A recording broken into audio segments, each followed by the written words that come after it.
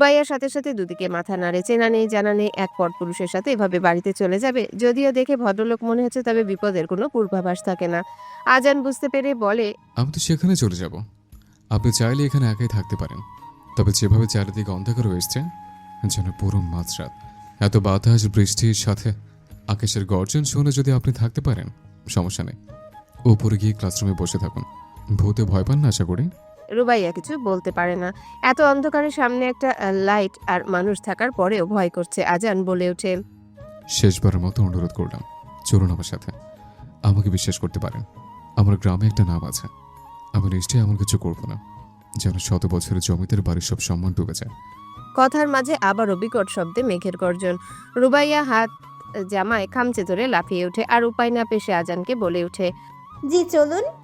আজান নিজের ছাতা মেলে ধরে, তবে রুবাইয়ার সাথেও ছাতা আছে। সে নিজেরটা খুলে দাঁড়ায়। আজানের পাশে পাশে তাকে অনুসরণ করে পেছনের দিক দিয়ে বাগানে যেতে থাকে। অবশ্য ছাতার সাথে থাকলেও দুজনের লাভ হয়নি, ভিজে অবস্থা খারাপ। বাড়ির সামনে এসে আজান ডাকতে থাকে।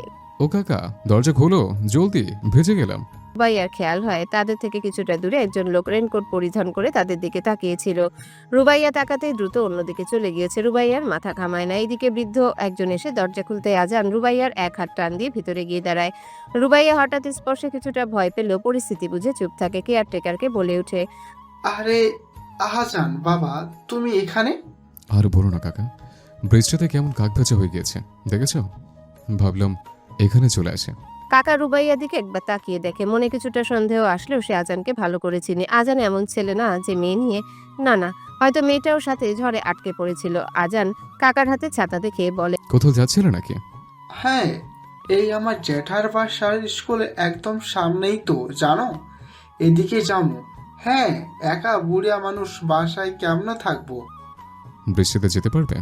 আহারে, এলাকার সামনেই তো, জানেই, সেখানেই থাকবো। এইদিকে ডাক্তার সাহেব হাসপাতালে গিয়েছিল, কি দরকারে জানি, সেখানেই আটকাই গেছে। আচ্ছা, তোমরা থাকো, সকালে বৃষ্টি থামে গেলে পরে যাইও, আমি গেলাম। কাকা দ্রুত বেরিয়ে যায়। স্কুলের একদম পিছনে বাগান বাড়ি আর সামনে ছোট করে টিনের বাড়ি, সেখানেই যাবে সে। কাছাকাছি হওয়াতে সমস্যা হবে না। এইদিকে আজান মেন দরজা লাগিয়ে ভিতরে আসে। রুবাইয়ার দিকে তাকিয়ে বলে, ভয় পাবেন না, আমার সাথে ভিতরে আসুন। প্রায় অনেকটা রাত হয়ে এসেছে। বৃষ্টি থামার এখনো কোনো নাম নেই। ড্রয়িং রুমের সোফায় চুপচাপ বসে আছে রুবাইয়া। একটু পরপর শুধু কাশি দিয়ে উঠছে। এইদিকে আজান দরজা লাগিয়ে রান্নাঘরের দিকে চলে গেল। ফিরার আর নাম নেই। রুবাইয়া শুধু একটু পরপর কেসে উঠছে আর বিদ্যুৎ চমকানোতে ভয় পেয়ে লাফিয়ে উঠছে। তবে এই ভয়টা প্রকাশ করতে চায় না সে একদমই। সরি, আপনাকে ওয়েট করালাম, টেক ইট। রুবাইয়া মাথা উঠিয়ে দেখে আজান দুহাতে দুটো কাপ ধরে দাঁড়িয়ে আছে। একটা রুবাইয়ার দিকে এগিয়ে দিয়ে বলছে, টেক ইট, এই বাড়িটা আমাদেরই। কোথায় কি আছে সব আমার জানা, ভয় নেই। আমি কিছু মিশিয়ে দিইনি। এখানে এমনিও আমি আর আপনি ছাড়া কেউ নেই। উদ্দেশ্য খারাপ হলে আলাদা করে কিছু মিশিয়ে কফি দিতে হবে না, তাই নিশ্চিন্তে নিয়ে নিন। No thanks. দেখুন মিস, ওয়েট, আপনার নামটা তো জানা হলো না। জি রুবাইয়া, রুবাইয়া তাসনিম। ও, আপনার নামটাও সুন্দর। তো মিস রুবি, কফির কাপটা হাতে নিন। এই ঠান্ডায় ধোয়া ওঠা কাপ কফি কিছুটা হলে আমাদের ওয়ার্ম রাখতে হেল্প করবে। নিয়ে নিন, এমনিও ভিজে অবস্থা খারাপ। রুবাইয়ার কথা বাড়াতে চায় না। কফির কাপটা হাতে নিয়ে দেখে একদম গরম। একটু একটু করে চুমুক বসায়। আগের থেকে কিছুটা ভালো লাগছে, তবে শরীরে ঠান্ডা কমার নাম নেই। এমন কাক ভেজা শরীরে থাকলে নির্ঘাত সকাল অবধি জ্বর চলে আসবে, তবে কিছুই করার নেই।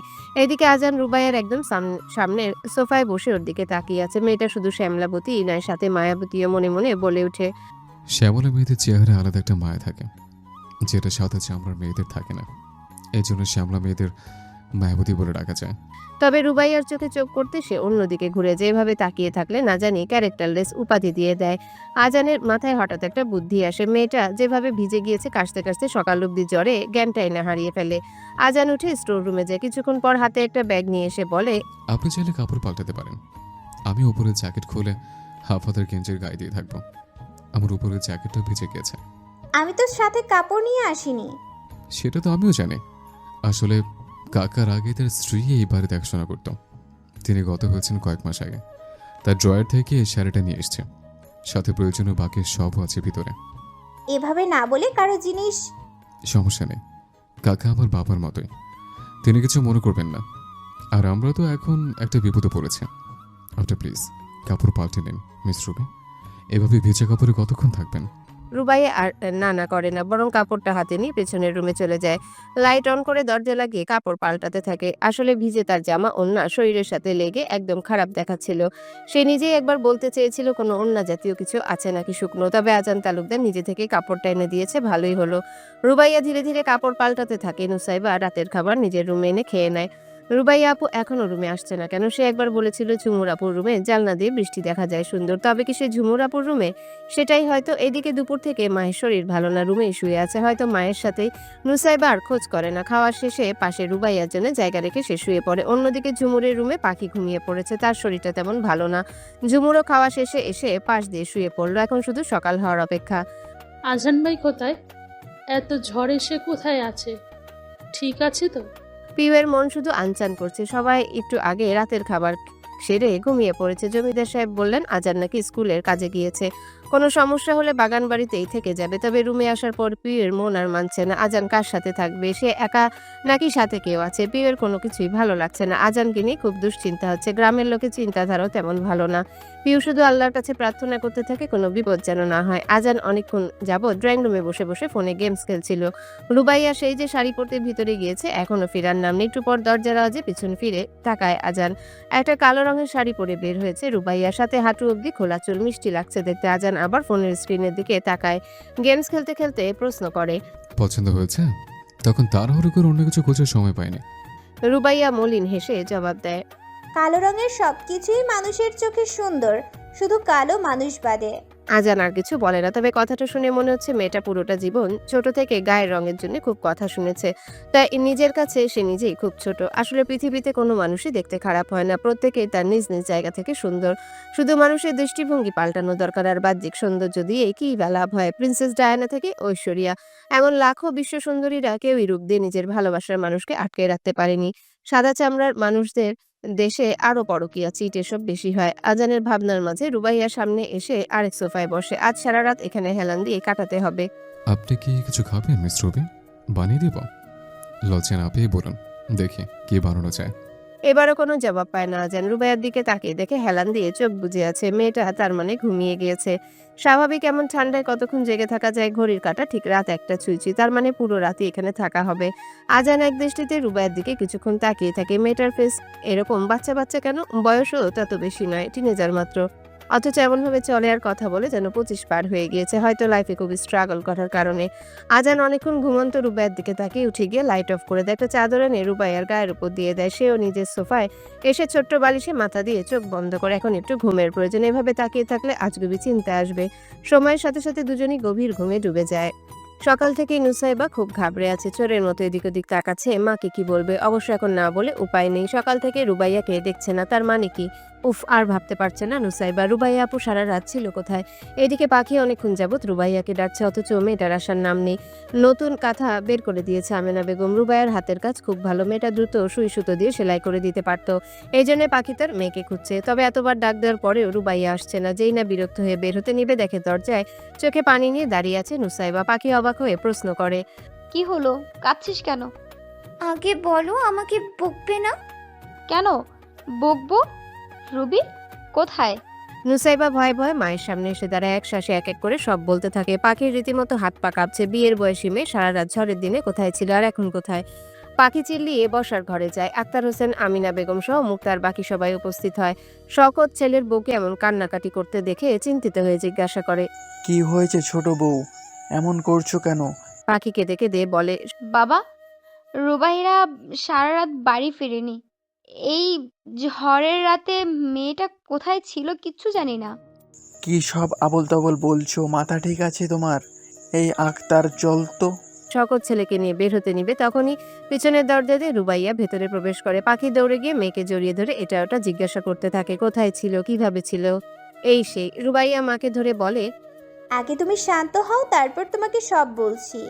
জালাল মদের বোতলে চুমুক দিতে দিতে সামনে বসে থাকা ছেলে পেলেদের হাতে টাকা ধরিয়ে দেয়। বেশ ভালো খবর নিয়ে এসেছে ওরা। গ্রামে দুই একজন মহিলার কানে দিতে পারলেই হলো, এক এক করে সবার মাঝে কথাটা ছড়িয়ে যাবে। জমিদার বাড়ির ছেলে সারা রাত এক মেয়েকে নিয়ে একা একা বাড়িতে ছিল, নিশ্চয়ই তাদের মাঝে কিছু হয়েছে, এমনি এমনি তো ছেড়ে দেয়নি মেয়েটাকে। জালাল হো হো করে হেসে উঠে, এইবার দেখবে জমিদার সাহেব নিজের ছেলের কি বিচার করে। আজান খাবারের টেবিলে বসে বসে নাস্তা করছে, তার মা পাশে দাঁড়িয়ে খাবার বেড়ে দিতে দিতে বলে, কাল সারা রাত তুই কোথায় ছিলি? বাগান বাড়িতে। একা নাকি সাথে কেউ ছিল? আজান অবাক হয়, তার মা তাকে এমন প্রশ্ন কেন করলো। পর মুহূর্তে খেয়াল হয় কেয়ারটেকার কাকার সাথে তার মায়ের সম্পর্ক ভালো, কাকা তার মাকে বড় বোনের মতো সম্মান করে। সে কি সব জানিয়ে দিয়েছে? হতে পারে, তবে তাতে আজানের কিছুই যায় আসে না, কারণ আজান তো কোনো অন্যায় করেনি। তারা দুজনেই বিপদে পড়ে আটকে গিয়েছিল। আজান খেতে খেতে শান্ত গলায় জবাব দেয়, একা ছিলাম না, সাথে একটা মেয়েও ছিল। হঠাৎ কাঁচ ভাঙার শব্দে দুজনেই চমকে ওঠে। পেছনে ফিরে দেখে পিউয়ের হাত থেকে প্লেট নিচে পড়ে ভেঙে টুকরো টুকরো হয়ে গেছে। পিউ কোনো মতে সব কাজ উঠিয়ে দ্রুত রান্নাঘরে চলে যায়, সেখানে ডাস্টবিনে ফেলে দোতলায় দৌড় দেয়। আজানের মা অবাক হয়, মেয়েটা কিছু শুনে ফেললো নাকি। আজানও বুঝতে পারে পিউ হয়তো খুব কষ্ট পেয়েছে, তবে তার তো কিছুই করার নেই। পিউকে সে কখনোই ভালোবাসেনি যে কাছে গিয়ে সত্যটা বুঝিয়ে দিয়ে আসতে হবে। তাছাড়া পিউ আজানকে এতদিনে এই চিনল। আজান তাচ্ছিল্যের হাসি দিয়ে খাবারটা শেষ করে মায়ের দিকে তাকিয়ে বলে, আরও কিছু জানতে চাইবে? তুমি তো আগে থেকেই সব জানো। হ্যাঁ জানি, জানি বলেই বলছি, এই ভুল দ্বিতীয়বার কখনোই করবি না। পিওর ভাবভঙ্গি দেখেছিস? গ্রামের মহিলারাও ঠিক এমন, সবাই তোর মতো সব কিছু এত সহজে ভাবে না। মানুষ সব কিছুরই খারাপ মানে বের করবে। এখানে খারাপ ভাবার কিছু তো দেখছি না মা।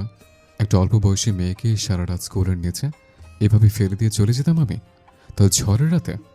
গ্রামের মানুষ যদি জেনেও যেত তা আমার কিচ্ছু যায় আসে না। কোনো মানুষের জীবনে থেকে তো সম্মান বড় না, তাই না? আজানের মা আর কথা বাড়ায় না, এই ছেলেকে বুঝিয়ে লাভ নেই। তার ছেলে তার মতোই জেদি, নিজে যেটা বুঝবে সেটাই। আজান উঠে নিজের রুমে চলে যায়। তার মায়ের মন থেকে দুশ্চিন্তা একেবারেই যাচ্ছে না, কেন যেন মনে হচ্ছে এসব জানাজানি হলে খুব খারাপ হবে। মনে মনে আল্লাহকে স্মরণ করে আজানের মা নিজের কাজে চলে যায়। খবর পাইছো রহিমের মা? জমিদারের পুলা নাহি মাইয়া নিয়ে স্কুলের পিছনের বাড়িতে সারা রাত আইছিল। হ্যাঁ শুনলাম তো, এত ভালা পোলার যে মাইয়া নেশা থাকবো হে কে জানতো। জমিদার সাহেব তো সারা জীবন মানুষের বিচার করছে, নিজের পোলার করবো না। আজকে এক মাইয়া নিয়ে আইছে, কালকে আমাকে মাইয়া উঠাইয়া নিয়ে যাইব না কে জানে।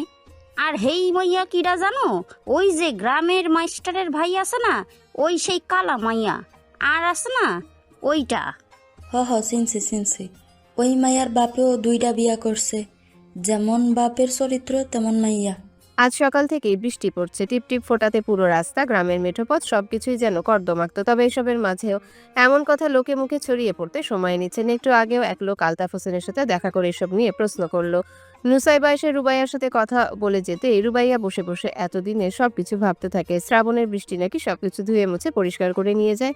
কই, তার দুঃখগুলোকে তো নিল না, বরং এই শ্রাবণ যেন তার চরিত্রে কলঙ্কের দাগ লাগিয়ে দিল। রুবাইয়া যদি একবারও বুঝতে পারতো এমন কিছু হবে, যতই ঝড় তুফান হোক সে ভিজে ভিজে ফিরে আসতো। জীবনের থেকে যে সম্মান বড়, সে জানে সে কোনো ভুল করেনি, তবে লোকজন একটা সামান্য ব্যাপারে কত কিছু ভেবে বানিয়ে বলছে।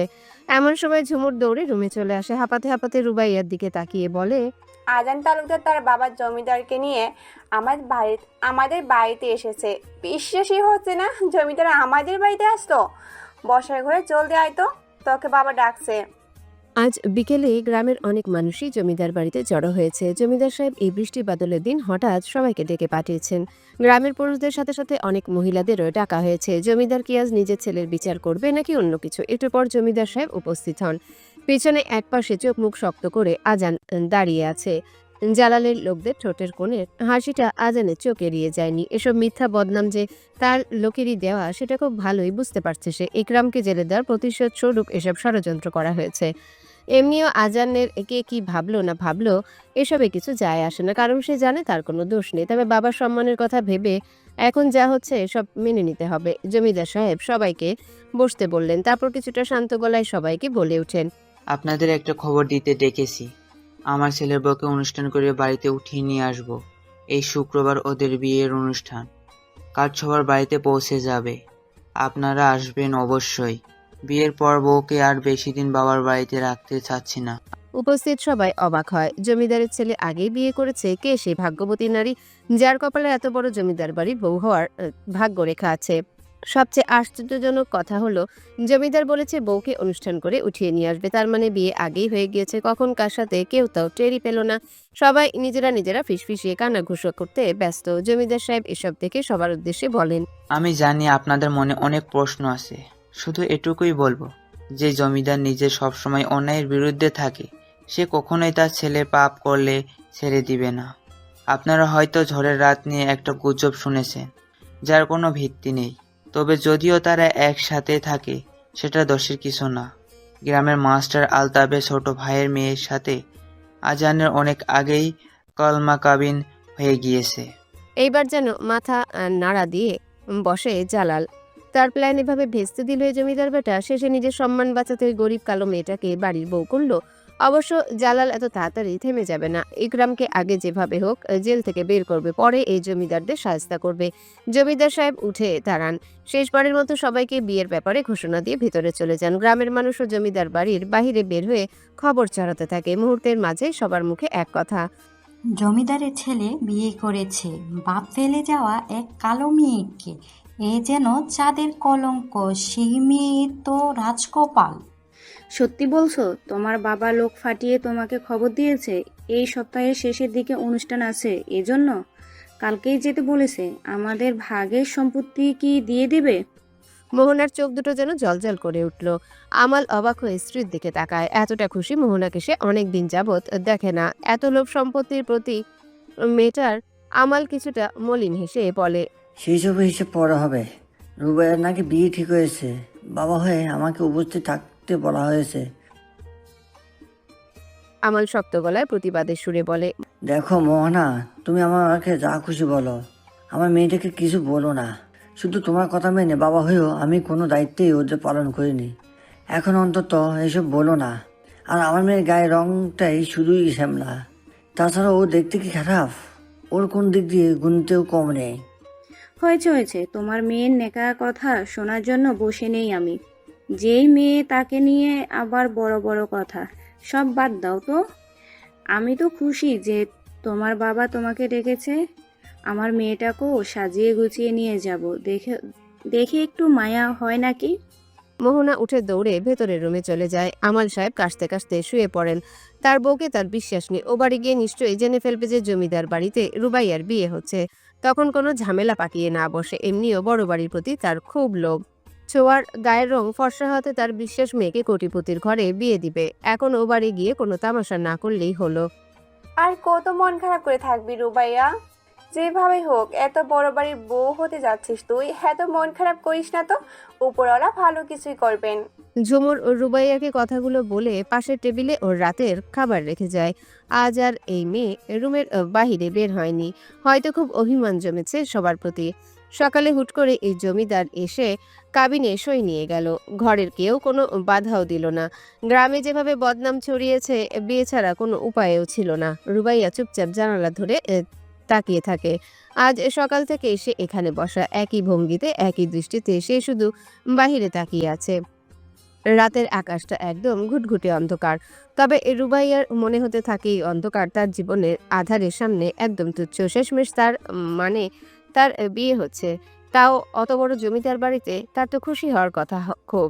গ্রামের সব মেয়েদের স্বপ্ন পুরুষ তার সাথে বিয়ে তার, অথচ সে খুশি হতে পারছে না। শুধু দু চোখ বেয়ে ফোঁটা ফোঁটা পানি পড়ছে। এই বিয়ে কি আদৌ টিকবে? জমিদার বাড়ির লোকজন কি এমন নিচু বংশের কালো বর্ণের মেয়েকে বাড়ির বউ হিসেবে মেনে নিতে পারবে?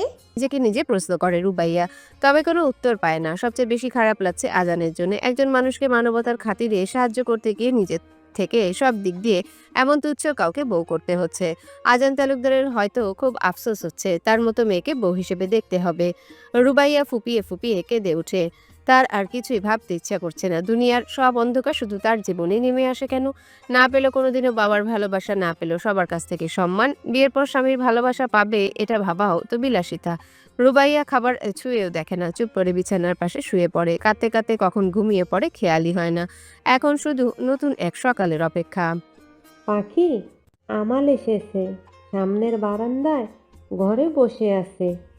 পাখির সাথে সাথে তার দুই মেয়েও আমিনা বেগমের দিকে তাকায়। আজ এতটা বছর পর সে এসেছে, তবে তিনজনের একজনও উঠে গিয়ে দেখা করে না। পাখি তার মেয়েদের দিকে একবার তাকিয়ে নিজের কাজে মন দেয়। মুরগি কেটে রান্না করতে হবে, সব মশলা এখনই বেটে নিক। রুবাইয়া পাশে বসে চুপচাপ আলু, পেঁয়াজ, মরিচ এসব কাটছে। তারও যেন সেদিকে কোনো আগ্রহ নেই। এতটা বছর দূরে থাকতে থাকতে এখন আর কোনো আশা ভরসা বেঁচে নেই। তবে মায়ের মুখে শুনেছিল তার জন্মের পর একটা বছর বাবা খুব আগলে রেখেছিল। তবে সেসব মনে করার সেন্স রুবাইয়ার তখন ছিল না। আর এখন ভেবেও লাভ নেই। তবে নুসাইবা একটু কেমন যেন করছে। সে পেটে থাকতেই বাবা পর হয়ে যায়। আমিনা বেগম বুঝতে পেরে বলে ওঠেন, নে, শরবতের ট্রেটা নিয়ে বাবাকে দিয়ে আয়। নুসাইবা মায়ের দিকে চুপচাপ তাকায়। মাও কিছু বলছে না। নুসাইবা হাতে ট্রেটা নিয়ে উঠে বারান্দায় চলে যায়। চুপচাপ টি টেবিলে ট্রে রেখে সালাম দেয়। আমাল এক দৃষ্টিতে মেয়ের দিকে তাকিয়ে থাকে। ছোট মেয়েটা একদম মায়ের মতো দেখতে হয়েছে। এত বড় হয়ে গিয়েছে তার মেয়ে। আমালের পাশে বসে মোহনা আর ছোঁয়া নুসাইবার দিকে তাকিয়ে থাকে। ছোঁয়া আর নুসাইবা শুধু কয়েক মাসের বড় ছোট, মানে ওরা একই বয়সী, তবে নুসাইবা বেশি সুন্দর। মা, এদিকে এসে বসো। নুসাইবাই প্রথম বাবার গলা শুনতে পায়। আশ্চর্য, তার কান্না আসছে কেন? কোনোদিনও বাবাকে দেখেনি, বাবার ভালোবাসা পায়নি। আজ যখন দেখেছে ইচ্ছা ছিল ও খুব কথা বলার, হাজারটা অভিযোগ দেওয়ার, বারবার প্রশ্ন করার, কেন আমাদের ফেলে এতিম করে গিয়েছিল বাবা। তবে সামনে এসে মুখ দিয়ে কোনো কথা বেরোচ্ছে না। নুসাইবা বাবার পাশে তার মায়ের বয়সী মহিলাও তার মেয়েকে দেখে। এই সেই দ্বিতীয় বউ। একজন মহিলার চরিত্র ঠিক কতটা খারাপ হলে কারো স্ত্রী আছে জেনেও তাকে বিয়ে করে। সব দ্বিতীয় স্ত্রী যে খারাপ এমন না। ইসলামে তো একাধিক বিয়ের অধিকার আছে। অবশ্যই জেনা আটকাতে নিয়ম মেনে, শর্ত মেনে বিয়ে করলে কারো বাধা দেওয়ার অধিকার নেই। তবে তাই বলে যারা পরকীয়া করে সেটা ঢাকতে বিয়ে করে তারা তো অন্যায় করে। এই মহিলাও তেমন একজন। তার বাবার গর্ভবতী বউ আছে জেনেও সম্পর্ক করেছে। বিয়ে ছাড়াই সে নিজেও গর্ভবতী হয়েছে। কতটা নোংরা এমন মহিলারা! অন্যের সংসার ভেঙে দিতে এদের বিবেক একটুও বাঁধে না। নুসাইবার হঠাৎ অনেক রাগ হয়। সে বুঝতে পারছে কেন রুবাই আপু আর মা এদিকে আসছে না, এনাদের সামনে পড়তে যাচ্ছে না। একসাথে রাগ, অভিমান, কষ্ট, এতদিনের সব খারাপ স্মৃতি, মানুষের হাজারটা কথা, সবকিছু একসাথে ভেতরে চাপা পড়েছে। নুসাইবা বাবার দিকে একবার তাকিয়ে ভেতরে চলে যায়, কোনো কথা বলে না। আমালও একটা দীর্ঘশ্বাস ফেলে নিচে তাকিয়ে থাকে। মোহনা শুধু মুখ বাঁকিয়ে বসে থাকে। এদের ন্যাকামোর যেন শেষ নেই, যেমন মা তেমন মেয়ে। তবে তার কি এসবে? সে তো আসল মানুষটাকে হাত করে রেখেছে, জোর করে হোক নিজের কাছে তো রেখেছে। পিউ সকাল থেকে কিচ্ছু খাচ্ছে না। আজান বাবা, সারাটা দিন না খেয়ে আছি, তুমি একটু দেখো না। নিজের রুমে শুয়ে শুয়ে ফোন স্ক্রল করছিল আজান। ফুপুর গলা পেয়ে উঠে বসে। পিউ যে এমন পাগলামো করবে তা আজান জানতো। তবে সে এখন গিয়ে পিউকে বুঝাবে না। মেয়েটাকে নিজে সামলাতে হবে, শক্ত হতে হবে। রুবি এই বাড়িতে আসলে আবার কোনো তামাশা ক্রিয়েট না করলেই হলো। আজানকে চুপচাপ বসে থাকতে দেখে পিউর মা ভীষণ হতাশ হয়। সে ভেবেছিল শেষ সময়ে হলেও আজানের মনে পিউয়ের জন্য একটু মায়া জন্মাবে। তবে তার ধারণাকে ভুল প্রমাণ করে দিয়ে আজান নিজের মেল ইগোকে বেশি প্রায়োরিটি দিল। আজান শুধু ফুপুর দিকে তাকিয়ে বলে, ও কি কিছুটা সময় একা ছেড়ে দাও ফুপি, ও নিজেকে সামলে নেবে। যেটা ভাগ্যে ছিল সেটাই হচ্ছে। এদিকে নিজের রুমের সবকিছু লন্ডভন্ড করে ফেলেছে পিউ। দরজা লাগিয়ে একা একা পাগলামো করছে। কোনো কিছুই ভালো লাগছে না তার এত বছরের ভালোবাসা চোখের সামনে অন্য কাউকে বিয়ে করতে যাচ্ছে। আর সে নিরুপায়। 4 গ্রামে সবচেয়ে সুন্দরী মেয়ে হয়েও সে নিজেকে ভালোবাসাকে পেল না। পিউ চিৎকার করে কাঁদতে কাঁদতে বলে, কেন আল্লাহ, আজান ভাইকে আমি এত করে চেয়েও কেন পেলাম না? আর অন্য কেউ না চাইতে পেয়ে গেল। ওই মেয়ে কি কোনোদিন আজান ভাইকে আমার মতো ভালোবাসতে পারবে? কোনোদিনও না, কোনোদিনও পারবে না। পিউ উঠে ড্রেসিং টেবিলের সব জিনিসপত্র নিচে ফেলে ভেঙে দিল। বাহিরে তার ভাই দরজা নক করছে, তবে পিউ খুলছে না। পিউ শুধু এক কোনায় বসে নিজের চুল নিজেই খামচে ধরে। পাগলের মতো আচরণ করতে করতে একা একাই বলে উঠে, ওই মেয়ে কোনোদিনও আজান তালুকদারকে আমার মতো ভালোবাসতে পারবে না। সে কি জানে আজান ভাই কোন গান পছন্দ, কোন রং পছন্দ? চাঁদের রাতে আজান ভাই কি করতে ভালোবাসে, তার পছন্দের কাজ কোনটা, সে কি খেতে ভালোবাসে, কিছুই জানে না ওই মেয়ে। পিউ উঠে জানালার কাছে এসে দাঁড়ায়। বাহিরে এখন থেকেই সবকিছু সাজিয়ে গুছিয়ে তৈরি করা হচ্ছে। জমিদার বাড়ির বড় ছেলের বিয়ে বলে কথা। পুরো গ্রামে কেউ এত বড় অনুষ্ঠান কখনো দেখেনি। পিউ ভাবে এসব তার হওয়ার কথা ছিল, তার জন্য সাজানোর কথা ছিল। পিউ দৌড়ে এসে ড্রয়ার থেকে আজানের একটা ছবি বের করে। ছবির দিকে তাকিয়ে বলতে থাকে, সেই মেয়ে তোমার ব্যাপারে কিচ্ছু জানে না আজান ভাই। তবে আমি জানি, গত কয়েকটা বছর যাবৎ আমি নিজের বলতে যেন কিছুই ছিল না। আমার আমিটা সবটা জুড়ে তুমি ছিলে। তোমার সব পছন্দের জিনিস আমার পছন্দ ছিল। তুমি যা করতে ভালোবাসতে সেটাই আমি করতাম। তুমি নিজেকেও কোনোদিন নিজের এতটা চিনতে পারবে না যতটা আমি জানি। তাও কেন ভালোবাসলে না আমায়? আমার প্রতি কেন কোনো মায়া হলো না তোমার? পিউ বসে বসে আবারও কাঁদতে থাকে। ভাই অনেকক্ষণ ডেকে চলে গিয়েছে। এখন পিউয়ের যন্ত্রণা সহ্য করার কেউ নেই। তাকে একাই নিজেকে সামলাতে হবে, আর নিজের ভালোবাসার মানুষকে না পাওয়ার বুক আক্ষেপ নিয়ে বাঁচতে হবে। আমরা যাকে কোনোদিনও পাবো না জানি, তাকেই সবসময় একতরফা ভালোবেসে ফেলি। জমিদার বাড়িতে এখন থেকেই মানুষের আনাগোনা। এমন বড় বংশের বিয়ে বলে কথা, একটু বেশি জাঁকজমকপূর্ণ হবে। জমিদার বাড়ির গিন্নির বোন আজ এ বাড়িতে বেড়াতে চলে এসেছে। আজ বাদে কাল গায়ে হলুদ, পরশু বিয়ে, তারপর বউ ভাত। এখন থেকে বিয়ের সব জিনিসপত্র রেডি করা হচ্ছে। আজানের মা তার বোনকে ছাড়া কিছুতে হাত লাগাবে না। তা বলছিলাম দিদি, মেয়েটা ভালো হবে তো? জমিদার বাড়ির বউ হতে চলেছে, তাকে কিন্তু ভদ্র বুঝদার হওয়া দরকার। তোমার সাথে তাল মিলিয়ে দু হাতে সংসার সামলাতে না পারলে তো হবে না। মুখে পান চিবোতে চিবোতে আনোয়ারা বেগম বলে উঠলেন। তিনি আজানের একমাত্র খালা, বেশ বুদ্ধিমান এবং বিচক্ষণ একজন মহিলা। 2 মিনিট কথা বললেই মানুষ চিনে ফেলতে পারেন। আজানের মা বোনের কথায় কিছুটা মন খারাপ করে বলে ওঠেন, তা তো ভাগ্যের উপর ছেড়ে দিয়েছি বোন। কেন বিয়ে হচ্ছে না জানিসই তো। শুনেছি মেয়ে নাকি খুব কালো। আমার আজান বিদেশের ছেলেদের মতো লম্বা ফর্সা, কত সুন্দর ফিটফাট। না জানি ছেলেটা বিয়ে করে কতটা মন খারাপ করে বসে। আনোয়ার বেগম যেন কথাটা ভালো লাগে না। তিনি প্রতিউত্তরে বলেন, আজকাল কোন মেয়ে ভালো শুনে? এখন তো সংসারী মেয়ে পাওয়া যায় না। গায়ের রং দিয়ে কি আর করবে? মেয়ে ভালো হলে ঠিক আজানের মন জয় করতে পারবে। আর আমাদের আজান বাবাকে তো চিনি, সেই রূপ দিয়ে মানুষ বিচার করে না। তবুও দিদি, মেয়েটার বাবা নাকি 2 বিয়ে, ওসব নিয়েও ঝামেলা আছে। আর কেমন ব্যবহার চরিত্র কিছুই তো জানি না। এখন বলে লাভ কি? বিয়ের আগে ভাবা দরকার ছিল। বিয়ে যেহেতু হয়ে গিয়েছে, এখন মিলেমিশে থাকাই ভালো। আর আমি তো আছি, কয়দিন থেকে দেখে যাব মেয়ে কেমন। 2 বোনের কথার মাঝে পিউ রুমে প্রবেশ করে। হাতে করে চা নিয়ে এসেছে খালার জন্য। খালাকে তার ভীষণ পছন্দ। একটু গল্প করলে মনটা হালকা হবে হয়তো। আনোয়ারা বেগম চায়ের কাপে চুমুক দিতে দিতে হেসে বলেন, তা দিদি, তুমি পিউকে আজানের বউ করে নিতে এমন রূপবতী মেয়েকে পরের বাড়ি দেবে কেন? এত এই বাড়িরই আলো। খালা নিছক মজার চলে কথাটা বলেছিলেন, তবে পিউ মন খারাপ করে পাশে দাঁড়িয়ে থাকে। সেও তো সেটাই চেয়েছিল, তবে হয়নি। পিউয়ের চোখ যায় তার মামি আজানের মায়ের হাতের দিকে। কি সুন্দর রেশমি সুতোর কাজ করা হলুদ শাড়ি গুছিয়ে রাখছে। ওই শাড়ি হয়তো কাল ওই মেয়েটার গায়ে উঠবে। পিউ আর দাঁড়ায় না, জলদি রুম থেকে বেরিয়ে যায়। নিজের রুমে গিয়ে আবারও দরজা লাগিয়ে বসে থাকে। এখন থেকে সে নিজেকে যতটা পারবে গুটিয়ে নিবে, সবার থেকে দূরে থাকবে, আড়ালে থাকবে।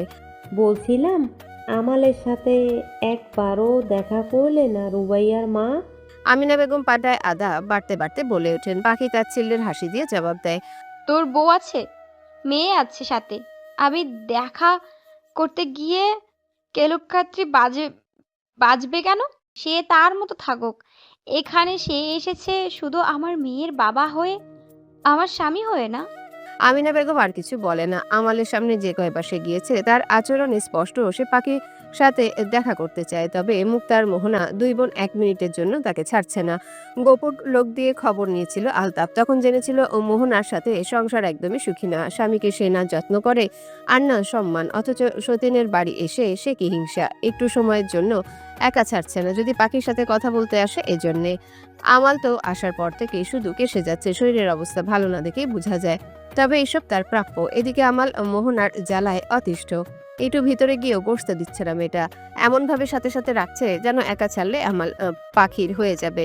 এত ভয় এখন, অথচ এতটা বছর কত অবহেলাই না করেছে। আমাল এই বাড়িতে যাই করে বলে উঠবে, ও বুড়ো বয়সে শরীরে প্রেম উঠেছে, বউকে দেখার জন্য এমন করছো? এসব তেতো কথার জন্য এতদিন পর এসেও কারোর সাথে গিয়ে দেখা করতে পারছে না আমাল। পাখির সাথে কথা তো দূর, এখন অবধি শুধু একবার দেখা হয়েছিল। গতকাল রাতে রুটি দিয়ে গিয়েছিল মুক্তার হাতে। তখন আমাল মনে মনে ভাবে, পাখি এখনো একদম আগের মতোই আছে। সেই রূপ, সেই হাতের রান্না, কিছুই যেন বদলায়নি, শুধু বদলে গিয়েছে তাদের সম্পর্ক। একটু আগে থানায় কল করলাম, তোর কথাই ঠিক ছিল রে সাইম। সিগারেটে একটা টান দিতে দিতেই কথাটা বলল আজান। রাতের আকাশে নদীর পাড়ে বসে বসে সব বন্ধুরা আড্ডা দিচ্ছিল। কাল তো আজানের গায়ে হলুদ, বাড়ি ভর্তি মানুষ সেসবের আয়োজন করছে। আজ না হয় বন্ধুদের সাথে একটু আড্ডা দেয়া যাক। রাতুল পাশ থেকে বলে ওঠে, এত সহজে ইকরাম ছাড়া পেল কি করে আজান? সহজে না, মোট অঙ্কে টাকা খাইয়ে উকিল এনেছে জালাল, তারপর ছাড়িয়েছে। ওদের সাথে বড় বড় গুন্ডা মাস্তানদের হাত আছে, নেশার জিনিসও লেনদেন করে, তারাই হয়তো সাহায্য করেছে। এখন কি হবে? জানি না, দেখা যাক। আজানের বন্ধুরা সবাই আজানকে নিয়ে দুশ্চিন্তা করতে থাকে। ইকরাম মোটেও বসে থাকার পাত্র না, এইসব প্রতিশোধ নিতে কিছু তো করে। সমস্যা হলো কাল বাদে পরশু আজানের বিয়ে, তারপর নতুন সংসার শুরু। দেখা গেল ওর ক্ষতি না করতে পেরে ওর বউকে টার্গেট করে রাখলো। তখন ওই লোকটা কেড়ে ফোন হাতে নিয়ে লাফাচ্ছে কেন? সাইমের কথায় সবাই সেদিকে দৃষ্টি ফেলে। পুরনো ভাঙা দোকানের কাছে কে যেন দাঁড়িয়ে আছে। আজান কিছুটা আন্দাজ করে চিল্লিয়ে বলে ওঠে, ডাক্তার আদ্রিয়ান নাকি? আদ্রিয়ান আজানের গলা পেয়ে সেদিকে হেঁটে হেঁটে চলে আসে। দুজনের মাঝে ভালো একটা বন্ডিং তৈরি হয়ে গেছে কিছুদিনের মধ্যে। আজানের সাথে কুশল বিনিময় করে ডাক্তার আদ্রিয়ান বলে, আপনাদের গ্রামে এসে একের পর এক ঝামেলায় পড়তে হচ্ছে, নেট তো থাকেই না। ওই একটা সমস্যা অনেক কাল ধরেই আছে। আপনার হাই স্কুলের কাজ কত দূর? থেমে আছে কেন? ও, বিয়ের কার্ড তো পেয়েছি, আর সব শুনলামও। এখন তো আমি রীতিমতো আতঙ্কে আছি। আপনাদের গ্রামে কখন কোন কুসংস্কার বা পুরনো মতবাদে বিশ্বাসী লোক আপনাকেও নাজেহাল করে দেয়। আজান হেসে জবাব দেয়, তাও ভালো, এই সুযোগে আপনার বিয়েটা হয়ে যেত। তবে যাই বলুন, এই গ্রামের মানুষরা আসলে খুব সহজ সরল। আপনি আরও কিছুদিন সবার সাথে মিশলে বুঝবেন। সবাই মিলে বসে বসে অনেকটা সময় গল্প করে। এদিকে আজানের ফোনে বারবার মায়ের কল আসছে। বিয়ের আগে ছেলে মেয়েদের বেশি রাত বাহিরে থাকতে হয় না। আজানও আর মায়ের কথা ফেলতে পারে না। বাসার উদ্দেশ্যে রওনা দেয়। যেতে যেতে ভাবে, রুবাইয়ের মনের অবস্থাটা এখন ঠিক কেমন? পরশু সে জমিদার বাড়ির বউ হয়ে আসবে, মেয়েটার উপর সবকিছু চাপিয়ে দেওয়া হচ্ছে না তো? তবে আজান নিজেও তো নিরুপায়। বাবার কথা সে ফেলতে পারবে না। এখন শুধু বিয়ের অনুষ্ঠানটা শেষ হওয়ার অপেক্ষা। আজ সকাল থেকে এই বাড়িতে বিয়ের উৎসব লেগেছে। আশেপাশের মানুষ যখন তখন এসে রুবাইয়াকে দেখে যায়। কেউ কেউ খোঁচা মেরে বারবার বলছে, আসলে কালো মেয়েরা ভাগ্যবতী হয়, যেমন আমাদের রুবাইয়া। এই গায়ের রং নিয়ে জমিদার বাড়ির বউ হয়ে গেল। ঝুমুর প্রতিবাদের সুরে কিছু বলতে নিতে মা হাত টেনে থামিয়ে দেয়। এটা বিয়ে বাড়ি, গ্রামের অনেকেই অনেক কথা বলবে। এসব নিয়ে বাড়াবাড়ি করলে বিয়ে বাড়িতেই ঝামেলা হবে। তার থেকে বরং কিছুটা চুপ করে সহ্য করে নেওয়া যাক। বিকালে উঠোনে ছোট করে স্টেজ সাজানো হয়েছে। রুবাইয়া খুব সুন্দর একটা হলুদ শাড়ি পরিধান করে মাথায় কাপড় দিয়ে বসলো। বাঙালি হলুদ কনের মতোই লাগছে, যদিও সে হলুদ রং কখনোই করতে পছন্দ করতো না। কালো মানুষ হলুদ পরলে নাকি আরো কালো লাগে, তবে এখন তো তার গায়ে হলুদ। মা নিজে শাড়ি পরিয়ে সাজিয়ে দিয়ে গিয়েছে। রুবাইয়া চুপচাপ স্টেজে বসে থাকে। তার সামনে খাবারে সবকিছু সাজানো, তবে এখন এসবে কেউ হাত দিবে না। সকাল থেকে দুধ দিয়ে গোসল, মেহেন্দি পাতা ছিঁড়া সহ বাকি সব নিয়ম পালন করা শেষ। রুবাইয়ার খুব শখ তার মা তাকে প্রথম হলুদ ছোঁয়াবে। পাখির অবশ্য এতে দ্বিমত আছে। সে শাড়ি পরানোর সময় রুবাইয়াকে বলে দিয়েছে, আর যাই হোক হলুদ ছোঁয়াতে যেন জোর না করে। বাঙালিদের গ্রাম বাংলায় কিছু কুসংস্কার বিদ্যমান, তার মাঝে এটাও একটা। মানে কোনো মহিলা বা স্বামীর যদি দুই বিয়ে হয়, তাহলে নববধূর বিয়ের সময় তারা হলুদ ছোঁয়াতে পারবে না। তারা হলুদ লাগালে বা সবার সাথে গীত গেয়ে গাছ থেকে মেহেদির জন্য পাতা ছিঁড়লে নাকি সেই সময় নতুন বউয়ের বিবাহিত জীবনও তাদের মতো হয়। এই জন্য দুই বিয়ে করা কাউকে হলুদের কিছু ছুঁতে হয় না। রুবাইয়া অবশ্য এসব কুসংস্কার মানে না। তার কথা হলো মা তো মায়ের ছোঁয়া ছাড়া হলুদ সম্পন্ন হয় নাকি। তবে পাখির জেদের কাছে সে হার মানতে বাধ্য। পাখি রুবাইয়াকে বসিয়ে দিয়ে সেই যে ভিতরে গেল, আর বের হচ্ছে না। হয়তো পুরো অনুষ্ঠানে আর আসবেও না। আপু, তোকে পুরো নায়িকার মতো লাগছে রে, সত্যি বলছি। এই পুরো সাজ শ্যামলা বরণ সব মিলিয়ে পুরনো গ্রাম বাংলার বৌদের মতোই লাগছে। নুসাইবার কথায় রুবাইয়া হেসে ওঠে। এই মেয়েটাই তার মন খারাপের সাক্ষী। এই বিয়ে নিয়েও সারাদিন এটা ওটা বলে মনটা ভালো রেখেছে মেয়েটা।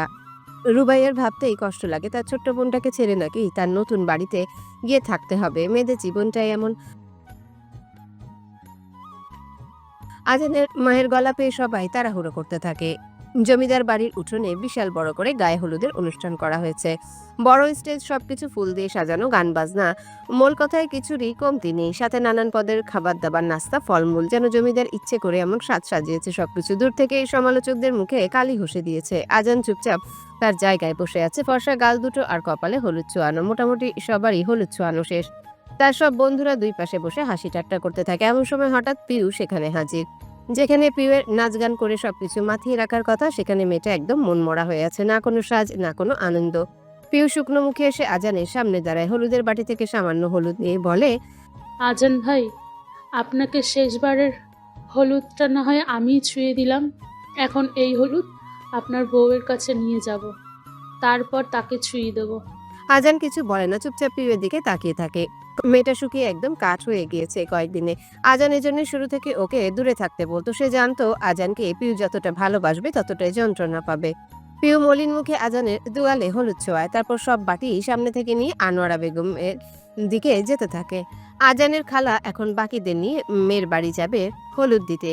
পাশ থেকে সায়েম, রাতুল সবাই দীর্ঘশ্বাস ফেলে পিউয়ের চলে যাওয়া দেখতে থাকে। আজানের বন্ধু মহলের সবাইও জানতো পিউয়ের ব্যাপারটা। মেয়েটার করা পাগলামো ওদের চোখ এড়াতে পারেনি। তবে যা হওয়ার ছিল সেটাই হচ্ছে এখন। শোনো, ওই বাড়ি থেকে লোক আসছে মনে হয়, সুন্দর করে সেজেগুজে সামনে গিয়ে দাঁড়া, সবার সাথে মিষ্টি মিষ্টি কথা বলবি। মোহনা তার মেয়েকে বুঝাতে থাকে। সুন্দর করে শাড়ি পরিয়ে ভরপুর মেকআপ করিয়ে দিয়েছে মেয়েকে, যেন ফর্সা মুখটায় প্রথম দেখা চোখ আটকে যায়। মোহনা মেয়েকে নিয়ে বের হতে হতে বলে, তোর রূপ কথা সব দিয়ে বুঝিয়ে দিবি রুবাইয়ার থেকে, তুই সব দিক দিয়ে সেরা, যেন ওরা বিয়ের পর হলেও তোকে পছন্দ করে, ও বাড়ির যে কোনো ছেলের জন্য দরকার পড়লে শেষ সময়ে জমিদার পুত্রের জন্য তোকেও নিতে পারে। এখন না নিক, রুবাইয়ার যে সিঁড়ি, বিয়ের পর ছেলে এমনি ওকে নিয়ে থাকতে চাইবে না, তখন একবার হলেও যেন তোর উপর চোখ পড়ে, বুঝলি? মোহনার মেয়ে মাথা নাড়ায়। সেও যখন থেকে শুনতে পেয়েছে জমিদারের ছেলের সাথে রুবাইয়ার বিয়ে, হিংসায় যেন জ্বলে পড়ে যাচ্ছে। এমন গায়ের রং বাবা ছাড়া মেয়েটা জমিদারের ছেলেকে ফাঁদে ফেললো কি করে? সে বেরিয়ে দেখে আজানদের বাড়ির সবাই এসে হাজির, চেয়ারে গোল হয়ে বসে হাসি ঠাট্টা করছে। আজানের খালা সবার সাথে পরিচয় হয়ে রুবাইয়ার পাশে এসে বসে, দুগালে একটু করে হলুদ লাগিয়ে দিয়ে বলে, মন খারাপ করো না মা, ও বাড়ির সবাই তোমার খুব খেয়াল রাখবে। আর এক গ্রামে তো যখন ইচ্ছে মা চাচি গিয়ে দেখা করবে, একটুও ভয় পাবে না বলে দিলাম। রুবাইয়া চুপ করে থাকে, কিছু বলে না, শুধু একটু হাসে। আজানের খালা আনোয়ারা বেগমের রুবাইয়াকে খুব পছন্দ হয়। মেয়েটাকে দেখে খুব ভদ্র মনে হয়, চেহারা একটা নিষ্পাপ ছোঁয়া আছে, শুধু গায়ের রংটা একটু চাপা। এতে দোষের কিছু নেই, মেয়ে পছন্দ হয়েছে তার। একে একে সবাই রুবাইয়াকে হলুদ ছোঁয়ায়। এদিকে মোহনা ইচ্ছা করে রুবাইয়াকে শ্বশুর বাড়ির লোকদের সামনে ছোট করতে চায়। যেখানে রুবাইয়ার মা বাবা লজ্জা পাচ্ছে, সেখানে মোহনা ঘুরে ঘুরে সবার সাথে কথা বলছে। বারবার সবাইকে শুনিয়ে বলতে থাকে সে রুবাইয়ার সৎমা। এতে যে সে নিজেই মেয়েসহ সবার সামনে ছোট হলো, তার কুবুদ্ধি ঘেরা মাথায় সেটা ঢুকবে না। তার মেয়ের গায়ে পড়া স্বভাবও সবাই বিরক্ত। দিন শেষে সবকিছু ঠিকঠাকভাবে শেষ হয়। রাতে রুবাইয়া নিজের রুমে বিছানায় এসে শুয়ে পড়ে। নুসাইবা খাওয়ার শেষে আগেই ঘুমিয়ে পড়েছে। রুবাইয়া শুয়ে পড়লেও তার চোখে ঘুম নেই। আগামীকাল তার বিয়ে, আজকে এই বাড়িতে তার শেষ রাত। এরপর থেকে সে আসবে মেহমান হয়ে। ভাবলেই কেমন যেন লজ্জা ও ভয় করছে। একদম অপরিচিত এক ছেলের সাথে থাকতে হবে। বিয়ের আগের রাতের অনুভূতি শুধু সেসব মেয়েরাই বুঝতে পারবে যারা এমন অ্যারেঞ্জ ম্যারেজের অবস্থায় পড়েছে। সকালবেলা, আজ সকাল থেকে আলতাফ হোসেন দৌড়াদৌড়ি করছে। বিয়ে বাড়ির কোনো কিছুতে যেন কোনো কমতি না থাকে। দুপুর হয়ে এসেছে প্রায়। জমিদার বাড়ি থেকে পাত্রপক্ষ হয়তো চলে আসবে, তাদের আপ্যায়নে কোনো কমতি যেন না হয় সেদিকে খেয়াল রাখছে। ছেলেপক্ষ আসার আগে সব তত্ত্ব পাঠিয়ে দিয়েছে। বিয়ের জন্য দামি লাল শাড়ি, জুয়েলারি, বাকি সব জিনিসপত্র। আশেপাশের মানুষ এসে সব দেখছে আর অবাক হচ্ছে। গ্রামে এত বড় বড় সোনার জুয়েলারি, এত সব রকমের কসমেটিক্স দিয়ে কখনোই কারো বিয়ে হয়নি। জমিদার বাড়ির বউকে সাজিয়ে নিতে তারা যে ভালো কিছুই পাঠাবে সেটা সবাই জানতো। তাই বলে যে এত কিছু টাকারও কল্পনায় ছিল না। রুবাইয়াকে তার মা খুব সুন্দর করে শাড়ি পরিয়ে দেয়। ঝুমুর এক এক করে সব অলংকার গায়ে জড়িয়ে কিছুটা সাজিয়ে দেয়। রুবাইয়ার শেডের সাথে মিলিয়ে সব মেকআপ করায়। তাকে আসলে খুব সুন্দর ব্রাউন ব্রাইট লাগছে। তাদের সাজগোজের মাঝে হঠাৎ আমাল রুমে উপস্থিত হয়। মন এখন তার মেয়েকে সাজাতে ব্যস্ত। যেন বিয়ের দিনও তার মনে প্রতিযোগিতা যে নিজেকে আর মেয়েকে সবচেয়ে সুন্দর দেখাতে হবে। এই সুযোগে আমাল একটু রুবাইয়ার কাছে আসে। পাখি আমালকে দেখে চুপচাপ রুম থেকে বেরিয়ে যায়। আমাল জানতো এমন কিছু হবে। সে হেঁটে হেঁটে রুবাইয়ার পাশে এসে দাঁড়ায়। রুবাইয়ার দিকে তাকিয়ে বলে, তুই কত বড় হয়ে গেলি মা, বাবা হিসেবে তোর কোনো দায়িত্ব আমি পালন করতে পারিনি, পারলে আমাকে ক্ষমা করে দিস। রুবাইয়া কিছু বলে না। সে ভেবেছিল যেভাবেই হোক নিজেকে শক্ত রাখবে, তবে এখন আর নিজেকে শক্ত রাখা সম্ভব হচ্ছে না। সে ফুপিয়ে ফুপিয়ে কাঁদতে থাকে। আমালের চোখেও পানি। তার করা অন্যায়ের জন্য মেয়েটা কখনো সুখী হতে পারেনি। সারাটা জীবন ছোটবেলা থেকে কষ্ট করে গিয়েছে। আমাল রুবাইয়ার মাথায় হাত বুলিয়ে দিয়ে বলে, দোয়া করি মা, তুই খুব সুখী হ, খুব সুখী হ। দেখিস তোর শ্বশুর বাড়িতে তুই রাজধানী হয়ে থাকবি। আমাল পকেট থেকে ছোট্ট একটা পুটলি বের করে, ভিতরে একজোড়া সোনার দুল। নিজের চিকিৎসার জন্য কিছু টাকা জোগান দিয়েছিল আমাল, সেগুলো দিয়ে রুবাইয়ার জন্য গোপনে দুল বানিয়েছে। মোহনা জানলে তো কখনই দিত না। সেগুলো রুবাইয়ার হাতে দিয়ে বলে, এটা ফিরিয়ে দিস না মা, বাবা হয়তো তোকে কোনোদিন কিছু দিতে পারেনি। জানি তোর সোনার এখন কোনো কমতি হবে না, জমিদার বাড়ির বউ তুই। তবে এটা রাখ, এতে তোর জন্য আমার আশীর্বাদ আছে। রুবাইয়া বাবাকে জড়িয়ে ধরে। এই মানুষটার অতীত যত যাই হোক, সে তো তার বাবা। মানুষ খারাপ হলেও কোনো বাবা মা খারাপ হয় না। আমাল মেয়ের মাথায় হাত বুলিয়ে বের হয়ে যায়। বেশি দেরি করলে মোহনা আবার বিয়ে বাড়িতে ঝামেলা না করে বসে। অন্যদিকে জমিদার বাড়ি থেকে সবাই হাজির। আলতাফ হোসেন কোনো আপ্যায়নের যেন কমতি রাখছে না। খাওয়ার সব কিছু সুন্দর করে রান্না করাও শেষ। আগে সবাইকে খাইয়ে তারপর কাজে বিয়ে পড়ানো শুরু করে। আজানকে দেখে তো আশেপাশে সব মেয়েরাই ফিদা। বিয়ের শেরওয়ানিতে যেন আরো সুদর্শন লাগছে তাকে। ভিতরের রুমে রুবাইয়া বসে আছে। একটু পর কাজীকে নিয়ে সবাই ভিতরে আসে। বিয়ে পড়ানো শুরু হয়। রুবাইয়ার বুকটা যেন ভার হয়ে আছে। নিজেকে সামলে সে 3 বার কবুল বলে। অবশেষে ইসলামের শরীয়ত অনুযায়ী বিয়ে সম্পন্ন হয়। এবার বিদায়ের পালা। জমিদাররা বড় বড় প্রাইভেট কার নিয়ে এসেছে। রুবাইয়া ওঠার আগে মায়ের দিকে তাকায়। পাখি চোখের পানি থাকলেও মুখে হাসি। সে কষ্ট লুকিয়ে রাখার ব্যর্থ চেষ্টা করছে। রুবাইয়া মাকে জড়িয়ে ধরে কান্না করে দেয়। সবাই মেয়েটাকে যেভাবে হোক শান্ত করে গাড়িতে উঠিয়ে দেয়। নুসাইবাও সাথে যাবে। মোহনা তার মেয়েকেও পাঠাতে চেয়েছিল, তবে শওকত হোসেন চায় না তার নাতির বিয়েতে কোনো ঝামেলা হোক, তাই এক নিমিষেই না করে দিয়েছে। গাড়ি চলতে শুরু করে। রুবাইয়ার পাশে নুসাইবা বসে তাকে শান্ত করছে। আরেক পাশে পিউ। পিউ কোনো কথা বলছে না, শুধু এক দৃষ্টিতে রুবাইয়াকে দেখে যাচ্ছে। মেয়েটা কতটা ভাগ্যবতী। এই মেয়ে তার এতদিনের ধৈর্যের ফল ভোগ করবে। খোদা তার কপালে আজানকে রাখলো না, রাখলোই মেয়ের কপালে। সামনে গাড়ি চালাচ্ছে রাতুল। পাশের সিটে আজান বসা। উপরের মিররে আজান বারবার রুবাইয়াকে দেখছে। মেয়েটার মুখ আসলে একটা মায়া আছে অন্যরকম। তার উপর কেঁদে কেঁদে কি নাজেহাল অবস্থা। এখন রাত হওয়ার আগে তো কথাও বলতে পারবে না যে সান্ত্বনা দিবে। আজান শুধু মিররে রুবাইয়াকে দেখতে থাকে। পুরো দিন এত সব নিয়ম নীতি শেষে রুবাইয়াকে আজানের রুমে আনা হয়েছে। এক হাত বড় ঘোমটা দিয়ে রুবাইয়া বাসর ঘরে বসে আছে। চারিদিকে ফুলের গান। খুব সুন্দর করে রুমটা ফুল দিয়ে সাজানো। খাটের একদম মাঝখানে রুবাইয়া বসে বসে অপেক্ষা করছে। রাত কয়টা বাজলো সেদিকে কোনো খেয়াল নেই। হঠাৎ দরজায় খটখট আওয়াজ। আজানের রুমটা ফুলের ঘ্রাণে মোমো করতে থাকে। আজান দরজা ঠেলে ভিতরে ঢুকতেই চোখ যায় বিছানার উপর। রুবাইয়া চুপচাপ এক হাত ঘোমটা দিয়ে সেখানে বসা। রুমের লাইট অফ, শুধু ছোট ছোট মোমবাতির আলোতে বিছানায় বসে থাকা যুবতীকে দেখতে পারছে সে। বাহিরে যে খুব জোরে বিদ্যুৎ চমকাচ্ছে, এজন্যই হয়তো কারেন্ট নেই, সাথে ভীষণ বাতাস। একটু পরেই বৃষ্টি শুরু হবে। সেদিন রাতেও এমনই ঝড় ছিল, যেদিন আজান রুবাইয়াকে নিয়ে নিজের কাছে রাখে। সেই একটা ইনসিডেন্ট ওদের দুজনকে আজ এখানে নিয়ে এসেছে। আজানের নিজেরই জানি কেমন নার্ভাস নার্ভাস লাগছে। রুবির কি অবস্থা হবে। দরজা লাগিয়ে আজান বিছানার কাছে এসে দাঁড়ায়, তবে কোনো কথা বলে না। রুবাইয়াও একবার সালাম দিয়ে চুপচাপ বসে আছে, সেও কোনো কথা বলছে না। এভাবে কিছুটা সময় নীরবতা থাকে। শেষে আজানই নীরবতা ভেঙে বলে ওঠে, আই এম সরি, সবকিছু আমার জন্য হলো। রুবাইয়া আঁচলের নিচ থেকে আজানের দিকে তাকায়। এমন লম্বা চওড়া চাপদারি ছেলেটাকে প্রথম দেখাতে মেয়েরা একটু হলেও পছন্দ করতে বাধ্য। সেই মানুষটা তার স্বামী। ক্ষমা তো রুবাইয়ার চাওয়া উচিত। চাঁদের গায়ে যে দাগ লাগিয়ে দিল। গ্রামের মহিলারা এমনি এমনি বিয়েতে সেসব বলেনি, অথচ আজানই হয়তো প্রথম পুরুষ যে বিয়ের রাতেই বউয়ের কাছে মাফ চাচ্ছে কোনো কারণ ছাড়া। রুবাইয়া আস্তে আস্তে বলতে থাকে, আপনি কেন মাপ চাচ্ছেন? আপনার তো কোনো ভুল নেই। উল্টো সরি তো আমার বলা উচিত। আমাকে বিয়ে করে বন্ধু মহলে সবার কাছে আপনি ছোট হয়ে গেলেন। আজান প্রথমে কথার মানেটা ঠিক ধরতে পারে না, পরে যখন বুঝতে পারে তৎক্ষণাৎ প্রতিবাদী সুরে বলে ওঠে, আমি আপনাকে বিয়ে করে কারো কাছে ছোট হইনি রুবি, সেটা একান্ত আপনার ভুল ধারণা। আর আপনি নিজেও বারবার নিজেকে এত ছোট মনে করা বন্ধ করুন দয়া করে। আমি তো নিজেকে ছোট ভাবতে চাই না, সমাজই তো ভাবতে বাধ্য করে। সমাজের কে কি ভাবলে ওইসব চিন্তা করলে নিজে কখনো লাইফে হ্যাপি হওয়া যায় না। আর আপনি আজ থেকে জমিদার বাড়ির পুত্রবধূ, আজান তালুকদার স্ত্রী। এটা আপনার সবচেয়ে বড় পরিচয়। আর এখন থেকে গ্রামের সবাই আপনাকে যথেষ্ট সম্মান করবে, সেদিকে খেয়াল রাখার দায়িত্ব আমার, কথা দিলাম। তবে সেটা ঠিক কতদিন? আজান রুবাইয়ার সামনে বসে ভ্রু কুচকে তার দিকে তাকিয়ে প্রশ্ন করে, কতদিন আবার? আমৃত্যু। এই বিয়ে তো আপনার উপর চাপিয়ে দেওয়া হয়েছে, সেই জন্য আমি ভাবলাম হয়তো। আপনার এমন উদ্ভট ভাবনা ভিতরে রাখবেন দয়া করে। আজান তালুকদারের সঙ্গ এতটা সস্তা না। সাজকে একজনকে দিল, কাল অন্যজনকে। আর আমি যদি না চাইতাম, পুরো 4 গ্রামে কারোর সাধ্য নেই আমাকে জবরদস্তি করে বিয়ে দেওয়ার। রুবাইয়া অবাক হয় শেষ কথাটা দ্বারা আজান কি বোঝাতে চেয়েছিল, তবে মুখ ফুটে সে কিছু বলে না।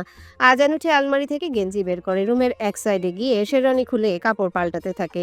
রুবি একবার উন্মুক্ত পিঠের দিকে তাকিয়ে অন্যদিকে চোখ সরিয়ে নেয়, তার লজ্জা লাগছে খুব। আজান চেঞ্জ করে রুবাইয়ার পাশে এসে বসে। আপনি কি শাড়ি পাল্টাবেন? গহরও তো আগেই খুলেছেন হয়তো।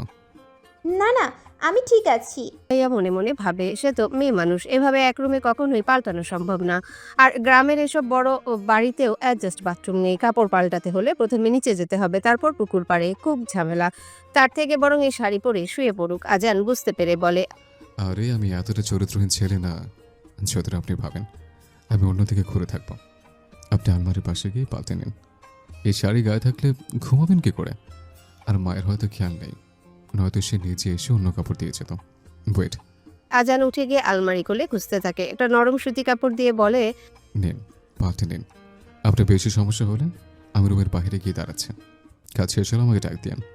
আজান দরজা খুলে বাহিরে গিয়ে দাঁড়ায়। ভাগ্যিস বিচ্ছুগুলো এখানে একটাও নেই, নয়তো আজান কেন বউ রেখে বাহিরে সেটাকে ব্রেকিং নিউজ করে পুরো গ্রামে ছড়িয়ে দিত। অন্যদিকে রুবাইয়া আজানের কথা মতো সবকিছু খুলে পাল্টে নেয়, যদিও তার শাড়ি পরা খুব কাঁচা, তবে যেভাবে হোক পেঁচিয়ে নেয়। একটু পর আজানকে ডেকে বলে, আমার হয়ে গিয়েছে, ভিতরে আসুন। আজান দরজা খুলে ভেতরে আসে। রুবাইয়ার দিকে তাকাতেই যেন চোখ আটকে যায়। মেয়েটাকে আসলে খুব সুন্দর লাগে আজানের কাছে, খোলা চুলে আরো বেশি মিষ্টি লাগে। আজান বিছানায় গিয়ে একপাশে শুয়ে পড়ে, চোখ বন্ধ করে ভাবতে থাকে তার মাথায় এমন আজে বাজে খেয়াল আসছে কেন। যতটা সম্ভব শান্ত থাকার চেষ্টা করে সে বলে, আপনি শুয়ে পড়ুন টুপি, ভয় নেই। আমি ঘুমের ঘরে আপনার শরীর স্পর্শ করব না। এই যে মাঝে কোলপালিশ দিয়ে দিলাম। রুবাইয়া কিছুটা লাজুকতা নিয়ে বিছানায় আসে, বিপরীত পাশে শুয়ে পড়ে। আজান অন্যদিকে ঘুরে আছে আর সে অন্যদিকে, একই বিছানায়, অথচ সে কত দূরত্ব। রুবাইয়া কেন জানি এই ছেলেকে বিশ্বাস করতে পারে। পুরুষ মানুষের চোখের দৃষ্টিতেই বোঝা যায় কার চরিত্র কেমন, নিয়ত কি। এমনিও দুজনের উপর পুরো দিন খুব অত্যাচার গিয়েছে, তাই বালিশে মাথা রাখতে ঘুমের সাগরে ডুবে যায়। আজান ভাই, আমি কিছুতেই আর আপনাকে পেলাম না। আজ রাত আপনি আপনার রুমে আপনার বিছানায় নিজের বুকে অন্য কারো মাথা রেখে ঘুমাচ্ছেন। আমার সব স্বপ্ন শেষ হয়ে গেল। পিউ জানালা খুলে আকাশের দিকে তাকিয়ে একা একাই বলতে থাকে, যদিও আকাশে আজ কোনো চাঁদ দেখা যাচ্ছে না, শুধু ঘন কালো মেঘ সাথে বৃষ্টি। পিউ বৃষ্টির দিকে তাকিয়ে বলে, জানো প্রকৃতি, শ্রাবণের ঝড় যেন আমার মতো ব্যর্থ প্রেমিকার মনের ঝড়ের কাছে একদমই তুচ্ছ। যাকে সবচেয়ে বেশি ভালোবাসলাম সেই এই ঝড়ে আমাকে একা ফেলে চলে গেল। আর কারো জীবনে এমন প্রেম না আসুক, কেউ কাউকে এতটা ভালো না বাসুক, শ্রাবণের এমন বৃষ্টি কারো ক্ষতকে তাজা না করুক, কেউ যেন এই বৃষ্টির মায়ায় না পড়ে। পিউ ফুপিয়ে ফুপিয়ে কাঁদতে থাকে, যতটা সম্ভব মুখ চেপে ধরে যেন কেউ তার কান্নার আওয়াজ না পায়। রুমে নুসাইবা তার সাথে ঘুমাচ্ছে, সে চায় না তার একাকিত্ব কাউকে কষ্ট দিক, সে সবটাই একা সইবে। ভালোবাসার পাপ যেহেতু করেছে, তার শাস্তি শুধু একা পাবে। আজানের তো কোনো দোষ নেই, আর না দোষ আছে রুবাইয়া, সব দোষ ছিল তার। সেই ওদের মাঝে তৃতীয় ব্যক্তি, ভাগ্যের নির্মম পরিহাসে সে কিনা আজানের জীবনে আগে এসে পড়েছিল। পুরো রাত বৃষ্টি শেষে প্রকৃতি এখন কিছুটা শান্ত।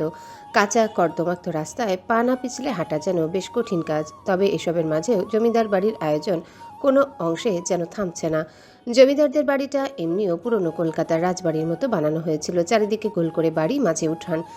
উঠোনের ঠিক মাঝ বরাবর বিশাল এক গাছ, তবে তার দিকে সর্বদা পরিষ্কার করে সাজিয়ে রাখার লোক আছে। সেখানেও গোল করে আলপনা এঁকে খুব সুন্দর করে সাজিয়ে রাখা হয়েছে আজকে। বাড়ির পিছনে বিশাল লিচু বাগান, তার ঠিক একপাশে বড় পুকুর, সেখানে মহিলারা গোসল করে সব ধোয়া পাল্লা করে। পাশে অবশ্য মোটরও বসানো হয়েছে, যেন চাপকলের ঝামেলায় বাড়ির মেয়ে বউদের যন্ত্রণা পোহাতে না হয়। তবে সেদিকটায় আজকেও নেই। সবার সব প্রস্তুতি বাড়ির সামনে বিশাল খোলা জায়গাটায়, সেখানে বড় করে সবার খাওয়ার আয়োজন করেছেন জমিদার সাহেব। চাপকলও আছে, মোটরের পানিও টানা আছে, পাশে সকাল থেকে রান্নার কাজ চলছে।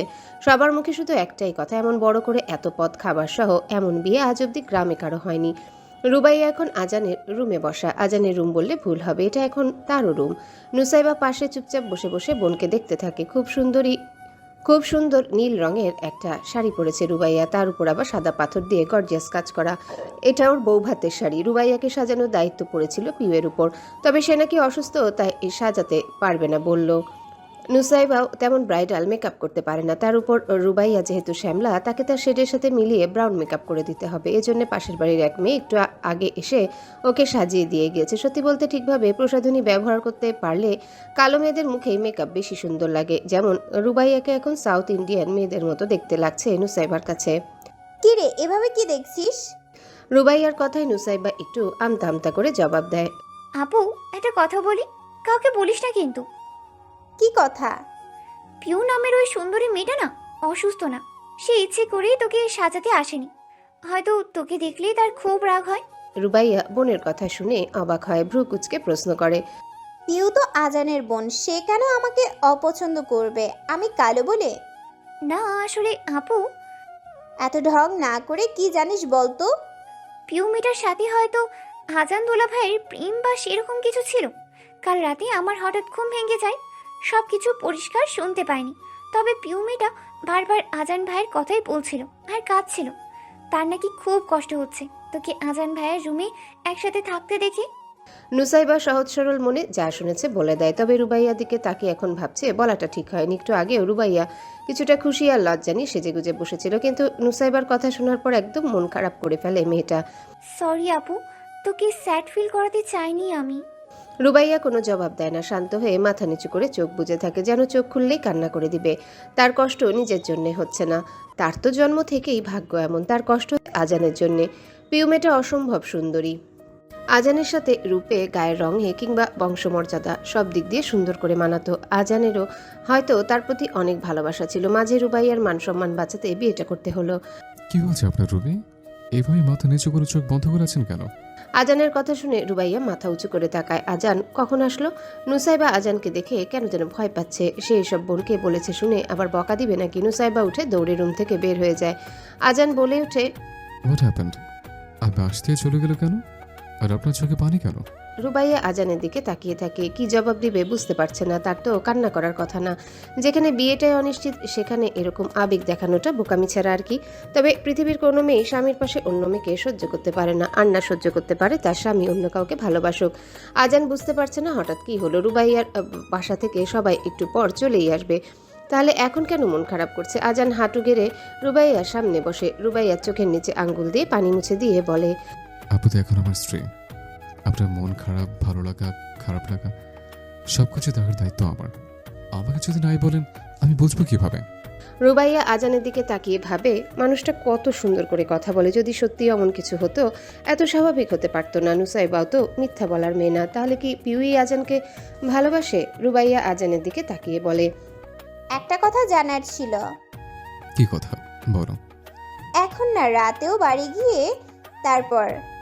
আজান হতাশ হয়ে দাঁড়িয়ে যায়। একটা গান আছে না, মেয়েদের মন বোঝা নয় রে নয় সোজা, কথাটা একদম সঠিক। এরা কখন কি বলতে চায়, করতে চায়, এরা নিজেরাই জানে না। আজান উঠে আচ্ছা বলে রুম থেকে বেরিয়ে যায়। নিচে বন্ধুরা সবাই অপেক্ষা করছে, দেরি করলে বউ পাগল বলে খেপাবে, তাই দেরি না করে সেখানে চলে যায়। বাগানটা তো সুন্দর। ঝুমুর একা একা জমিদার বাড়ির পিছনে বাগানে ঘুরতে থাকে। তারা এসেছে একটু আগে, রুবাইয়ার সাথে দেখা করে কথা বলছে। ঝুমুর একাই একটু বাড়িটা ঘুরে দেখতে আসলো। এমনি অনেক সময় জমিদার বাড়ির সামনে রাস্তা দিয়ে যাওয়া হলেও কখনো এদিকে এসে ঘুরে দেখা হয়নি। আসলে রুবাইয়ার রাজকপাল, ওর একটু মন খারাপ হলে পিছনে এসে এইসব জায়গায় একটু ঘুরলেই মন ভালো হয়ে যাবে। বাগানে লিচু গাছই বেশি, তবে আম কাঁঠাল গাছও আছে।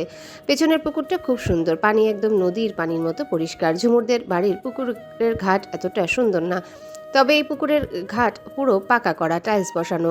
বড়লোকদের যত সব শৌখিন কাজকর্ম। ঝুমুর আজ একটা কালো শাড়ি পরিধান করে এসেছে। সবাই বলে কালো শাড়িতে তাকে নাকি খুব সুন্দর লাগে। পিছনে খোপা করা, খোপায় বেলি ফুলের গাছরা। সে খুব সাবধানে শাড়িটা এক হাত দিয়ে উঁচিয়ে ধরে একটু একটু করে পুকুরে নামে, ঘাটে বসে পানিতে পা ডুবিয়ে দেয়। এই যে অপরিচিতা, সাবধানে, নিচে পড়লে কিন্তু আর বাঁচবেন না। ঝুমুর পুরুষালী গলা পেয়ে পিছনে ঘুরে তাকায়। একটা বড় আম গাছে হেলান দিয়ে সাদা পাঞ্জাবি পরে এক যুবক দাঁড়িয়ে আছে, কানে ফোন ধরা। হয়তো কলে কথা বলতে বলতে এখানে চলে এসেছে। লোকটাকে ঝুমুর চিনে, শুধু সে না, মোটামুটি গ্রামের সবাই এখন তাকে চিনে। নানান প্রয়োজনে গিয়ে দেখা করে। ডাক্তার আদ্রিয়ানো ঝুমুরকে প্রথম দেখা চিনতে পারে। সেই ভার্সিটি পড়ুয়া মেয়েটা যে তাকে হেল্প করেছিল। ঝুমুর উঠে আসতে আসতে বলে, আমরা গ্রামের মেয়ে, ডাক্তার সাহেব সাঁতার জানি, আমাদের এইসবে ভয় নেই। আপনি শহরের মানুষ, আপনারা সাবধানে থাকবেন, এমনকি এইসব বাগানেও একা আসবেন না ভূত ধরে যদি। আদ্রিয়ান হেসে বলে, আপনি একজন ডাক্তারকে ভূতের ভয় দেখাচ্ছেন? বারে ভূত কি বলছে? ডাক্তার বলে ঘাড় মটকাবে না? মানুষ তো মানুষই, আর সব কিছুকে কুসংস্কার ভাবা ঠিক না। কিছু বিষয় আছে যা আপনার ডাক্তারি বই দিয়ে ব্যাখ্যা করা যাবে না। ঝুমুর কথা শেষ করে হেসে সেখান থেকে ভিতরে চলে যায়। এখন সবাই হয়তো খেতে বসবে। খাওয়া শেষে নবদম্পতিকে নিয়ে ফিরতে হবে। ডাক্তার সাহেব ঝুমুরের যাওয়া দেখতে থাকে। আদ্রিয়ান হেসে বলে। ঝুমুর কথা শেষ করে হেসে সেখান থেকে ভিতরে চলে যায়। এখন সবাই হয়তো খেতে বসবে। খাওয়া শেষে নবদম্পতিকে নিয়ে ফিরতে হবে। ডাক্তার সাহেব ঝুমুরে যাওয়া দেখতে থাকে। মেয়েটা সুন্দর ও বুদ্ধিমানও বটে। গ্রামে মেয়েদের মধ্যে ওই হয়তো সবচেয়ে শিক্ষিত। যাক, তাও ভালো, একজনকে দেখে না হয় বাকিরাও শিখবে। ইকরাম তার দলের লোকদের কল দিয়ে প্ল্যান মাফিক সব বুঝিয়ে বলতে থাকে। হাতে বেশি সময় নেই, যা করার কয়েকদিনের মধ্যেই করতে হবে।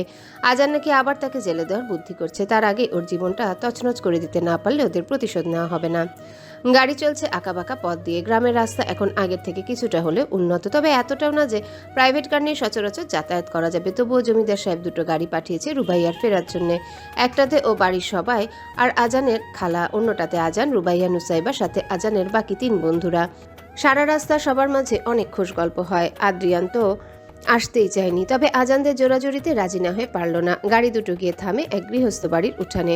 তার মানে আলতাফ হোসেনের বাড়ি সবাই চলে এসেছে। ভিতরে পাখি একা হাতে ডিমের পাকোড়া, নুডলস, রসমালাই, আমের জুস আরও কয়েক পদ যে বানিয়েছে হিসেব নেই। মুক্তার তো একটু হাত লাগায়নি। তার মনে ক্ষোভ, তাকে কেন জমিদার বাড়ির দাওয়াতে বাকিরা নিয়ে গেল না। মূলত শওকেত হোসেনই চাননি মুক্তা যাক। মুক্তা গেলে হয়তো বলবে তার আল্লাদি বোন মোহনা আর আমালকেও নিবে সাথে। তখন সে বাড়িতে প্রথম দিনই রুবাইয়া আরও ছোট হয়ে যাবে। আজানরা ভিতরে গিয়ে সবাই বারান্দা পেরিয়ে বাসায় গিয়ে বসে।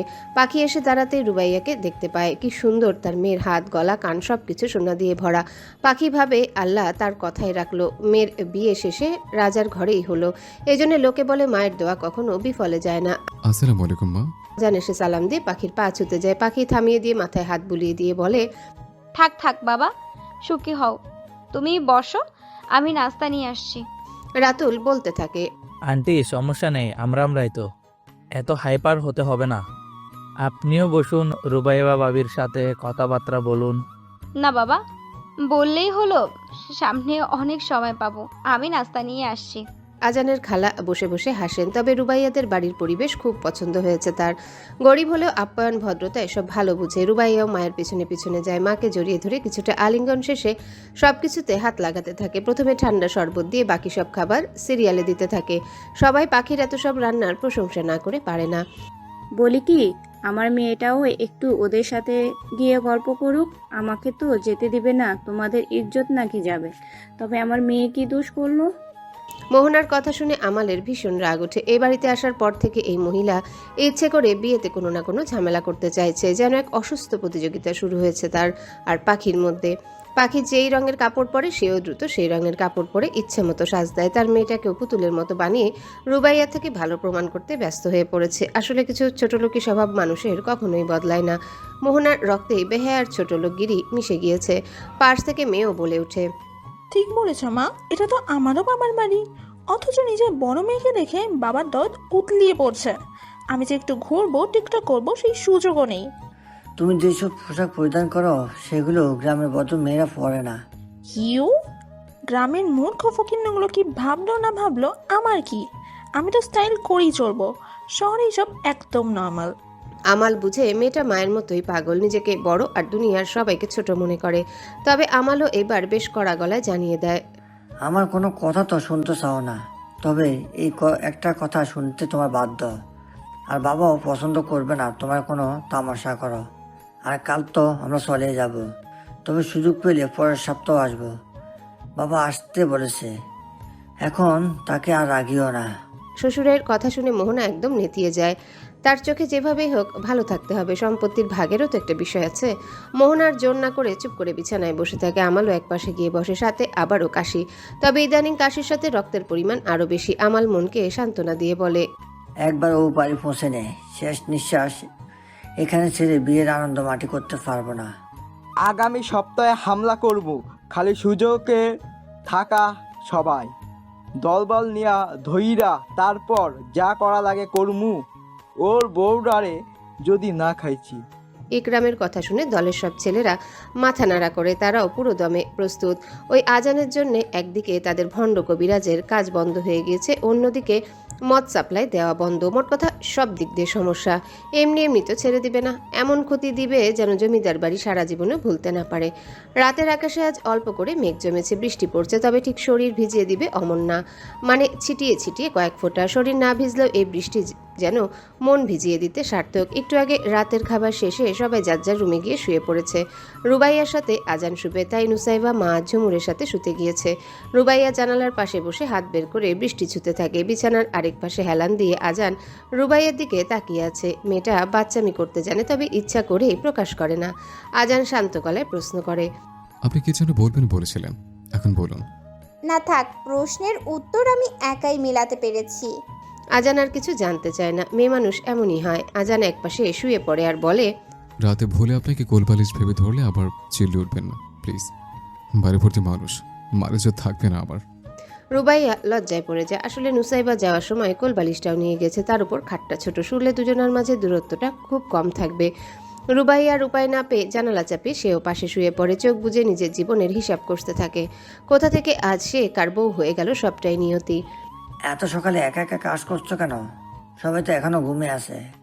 আমালের কথায় পাখি পাশে তাকায়। সকাল সকাল পুকুরে এসে রাতে সব প্লেট বাসন ধুয়ে রাখছিল পাখি। একটু পর তো রান্না শুরু করতে হবে। জামাই উঠলে যেন গরম গরম রুটি, খাসির মাংস, মিষ্টি পায়ে সব কিছু হাজির রাখতে পারে। তবে আমাল এখানে কি করছে? হয়তো হাত মুখ ধুতে এসেছিল। পাখি শান্ত গলায় বলে, আমার মেয়ের জামাই এসেছে, সবাই ঘুমিয়ে আছে বলে তো আমিও ঘুমোতে পারি না। আমি না পা ওঠার আগেই একটু কাজ এগিয়ে রাখছি। ও আমাল আর কি বলবে বুঝতে পারছে না, চুপচাপ কিছুক্ষণ দাঁড়িয়ে থাকে। পাখি বুঝতে পেরে বলে, কিছু বলবেন? আমাকে ক্ষমা করে দিও পাখি, জানি আমি ক্ষমার অযোগ্য। এতটা বছরও তোমাদের কোনো দায়িত্ব নেইনি, অবহেলা করেছি, সব দোষ আমার। তবুও নির্লজ্জভাবে আজ ক্ষমা চাইছি, নয়তো শেষ নিঃশ্বাসটা শান্তিতে ছাড়তে পারবো না। পাখির বুকটা ধক করে ওঠে। মানুষটার উপর যতই রাগ থাকুক, সে তো তার স্বামী, দুটো সন্তানের বাবা। ভালোবাসা শেষ হয়েছে কিনা পাখি জানে না, তবে মায়া জিনিসটা আজও একটু আছে। বিয়ের কয়েক বছরের মাঝে সে ভালোবাসা থেকে চিরতরে বঞ্চিত হতে শুরু করেছে। পুরো জীবন যৌবন এক হাতে মেয়ে দুটোকে মানুষ করে কাটিয়েছে, কখনো নিজের শখ আহ্লাদ পূরণ করতে পারেনি। 8-10টা মেয়ের মতো প্রতি সপ্তাহে শুক্রবার ঘুরতে যেতে পারেনি, কখনো নীল শাড়ি পরে স্বামীকে দেখিয়ে বলতে পারেনি, দেখো তো আমায় আজ কেমন লাগছে। পছন্দের মানুষকে নিয়ে পরন্ত বিকেলে রেল লাইনের পাশ দিয়ে হাঁটতে পারেনি, কৃষ্ণচূড়া ফুল এনে কেউ তাকে ভালোবাসি বলেনি, বরং মানুষের মুখে সবসময় কটু কথা শুনতে হয়েছে। কেমন মেয়ে, দুটো বাচ্চা হওয়ার পরেও স্বামীকে আটকে রাখতে পারেনি, এমন কত অপমান লোক মুখে শুনেছে হিসেব নেই। আসলে কি সে স্বামীকে আটকে রাখতে ব্যর্থ হয়েছিল, নাকি নিজে ইচ্ছে করেই রাখেনি? সেদিন আমাল যখন প্রথম পাখির সামনে ধরা পড়ে যায়, পা ধরে ক্ষমা পর্যন্ত চেয়েছে। মুক্তাবাদে শ্বশুরবাড়ির সবাই পাখির পক্ষেই ছিল। শওকত আটকে রাখতে ব্যর্থ হয়েছিল। শওকত হোসেন তো বলেই দিয়েছিলেন তার বৌমা শুধু পাখিই হবে, ওই মেয়েকে টাকা দিয়ে বিদায় করবে। তবে পাখি কিছুটা অভিমান আর মোহনার গর্ভে থাকা সন্তানের প্রতি মায়া করে আমালকে দূরে ঠেলে দেয়। পাখির মাথায় উপর তো শ্বশুরবাড়ির ছায়া আছে, তবে মোহনার উপর তো কেউ ছিল না। বড় মানুষই দেখাতে গিয়ে এতটা বছর সে স্বামী ছাড়া, তাই পুরো দোষটা তো আমালের একারও না। পাখি পাতিল পুকুরে চুবিয়ে ধুতে দিতে বলে, আমি আপনাকে ক্ষমা করে দিলাম। কি হচ্ছে এখানে? বুড়ো বয়সে শরীরে জাল লাগছে, সুযোগ পেয়ে দুজনে একা চলে এসেছো। মোহনা বিচ্ছিরি গলা পেয়ে পাখি সব কিছু রেখে উঠে দাঁড়ায়। বাড়ি ভর্তি মানুষ আর এই মহিলা এখন ইচ্ছে করে ঝামেলা করতে চাইছে, যেন পাখি আর তার মেয়েকে মেয়ে শ্বশুর বাড়ির সামনে খারাপ করতে পারে। আমালেরও মোহনার এসব কথায় ভীষণ রাগ পায়। সে দৌড়ে এসে মোহনার মুখ চেপে ধরে বলে, প্লিজ চুপ করো, আসার পর একবারও কোনো কথা বলতে দাওনি, আমিও জোর করিনি, আজ তো ফিরে যাবো তাই একটু। মোহনা মুখ থেকে হাত সরিয়ে বলে, তাই ডলাডলি করতে চলে আসছো? এত ক্ষুধা শরীরে? মোহনা আমালকে ছেড়ে পাখির কাছে আসে, দাঁতে দাঁত লাগিয়ে বলতে থাকে, কিরে তোর মেয়ে শুনলাম রাতে জমিদারের ফোলা নিয়ে ফুষ্টি নষ্টি করে বিয়ে বসেছে, এখন তোর কি আবার সেই শখ জাগছে? পাখি চুপ করে পুকুর থেকে উঠে আসে। মোহনা কিছু বলবে তার আগে ঠাস করে তার গালে একটা থাপ্পড় বসিয়ে দেয়। মোহনা অবাক হয়ে দাঁড়িয়ে থাকে। পাখি তাকে মারলো? এরপর পাখি যা করে আমাল আর মোহনা দুজনে অবাকে চরম পর্যায়ে চলে যায়। তারা কোনোদিনও ভাবেনি সবসময় চুপচাপ ভদ্র হয়ে থাকা, সব সহ্য করে নেওয়া মহিলাটা এমন রূপ ধারণ করতে পারে। পাখি পাশ থেকে ধুতে আনা সবকিছুর মাছ থেকে বটি কুজে বের করে একদম মোহনার গলায় গিয়ে ধরে। মোহনা ভয়ে একদম চুপ। পাখি এবার বলে, তুই আমার সংসার ভেঙেছিস। তোর মতো নষ্টার জন্য সারা জীবন আমার মেয়ে দুটো কষ্ট করেছে। তারপরেও আমি তোর জন্য সব ছেড়ে দিছি। তুইও জানোস, আমিও জানি। আমালকে একবার বললেই তোকে ছেড়ে দিয়ে আমার কাছে চলে আসতো। তাই তোর মতো মা মানে করে তোকে আটকে রাখতে হবে না। পাখি একটু থেমে আবার রাগের সাথে বলে, আমি সব সহ্য করতে পারি, তবে আমার মেয়ের সংসারে তুই আর তোর মেয়ে মিলে যে আগুন লাগাতে চাচ্ছিস সেটা আমি মানব না। এক্ষুনি চুপচাপ ব্যাগ নিয়ে বাড়ি থেকে বের হবি। কেউ একটা শব্দও যদি পায় এইটা দিয়ে কুপিয়ে রেখে দেব, আল্লাহর কসম। মোহনার সারা শরীর যেন ঠান্ডা হয়ে গিয়েছে।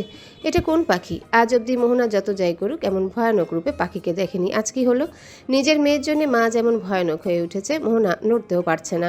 একটু নড়লেই পোষ লেগে গলার নাউলি একদম কেটে যাবে। সে শুধু চোখ কোনা করে আমালের দিকে তাকায়। আমাল নিজেও হতভম্ব। দৌড়ে এসে পাখির হাত সরিয়ে বলে, আমি এখন চলে যাচ্ছি ওদের নিয়ে। মোহনাও ছাড়া পেয়ে যেন শ্বাস নিতে পারছে। তাড়াতাড়ি বাড়ির ভিতরে চলে যায়। ব্যাগ নিয়ে এক্ষুনি বেরিয়ে পড়বে। আমালও পিছন পিছন যেতে থাকে। শুধু একবার ঘুরে পাখির দিকে তাকায়। পাখি মূর্তির মতো দাঁড়িয়ে আছে, যেন সে নিজেও নিজের এই রূপ দেখেনি। তবে মেয়ের সংসার আর সম্মান বাঁচাতে সে সব করতে পারে। একা সংসার ভাঙা মেয়ে হয়ে জীবন পার করা কতটা কষ্টের তা পাখি খুব ভালো করে জানে। তাই সে কখনোই নিজের মেয়ের সাথে সেটা হতে দিবে না। তার মেয়ে শুধু সুখে থাকবে, কোনো কষ্টে থাকতে পারবে না। রুবাইয়ার ঘুম ভেঙেছে একটু আগে। লজ্জায় তার অবস্থা একদম খারাপ। আজান তাকে এমনভাবে জড়িয়ে ধরে আছে যেন কত বছরের বিয়ে করা বউ। পরে অবশ্য খেয়াল হয় আসলেই তো বউ। হয়তো ঘুমের ঘরে রাতে এভাবে পেঁচিয়ে ধরেছিল। রুবাইয়ার এতটা লজ্জা লাগছে যে হাত সরিয়ে বেরো হতে পারছে না।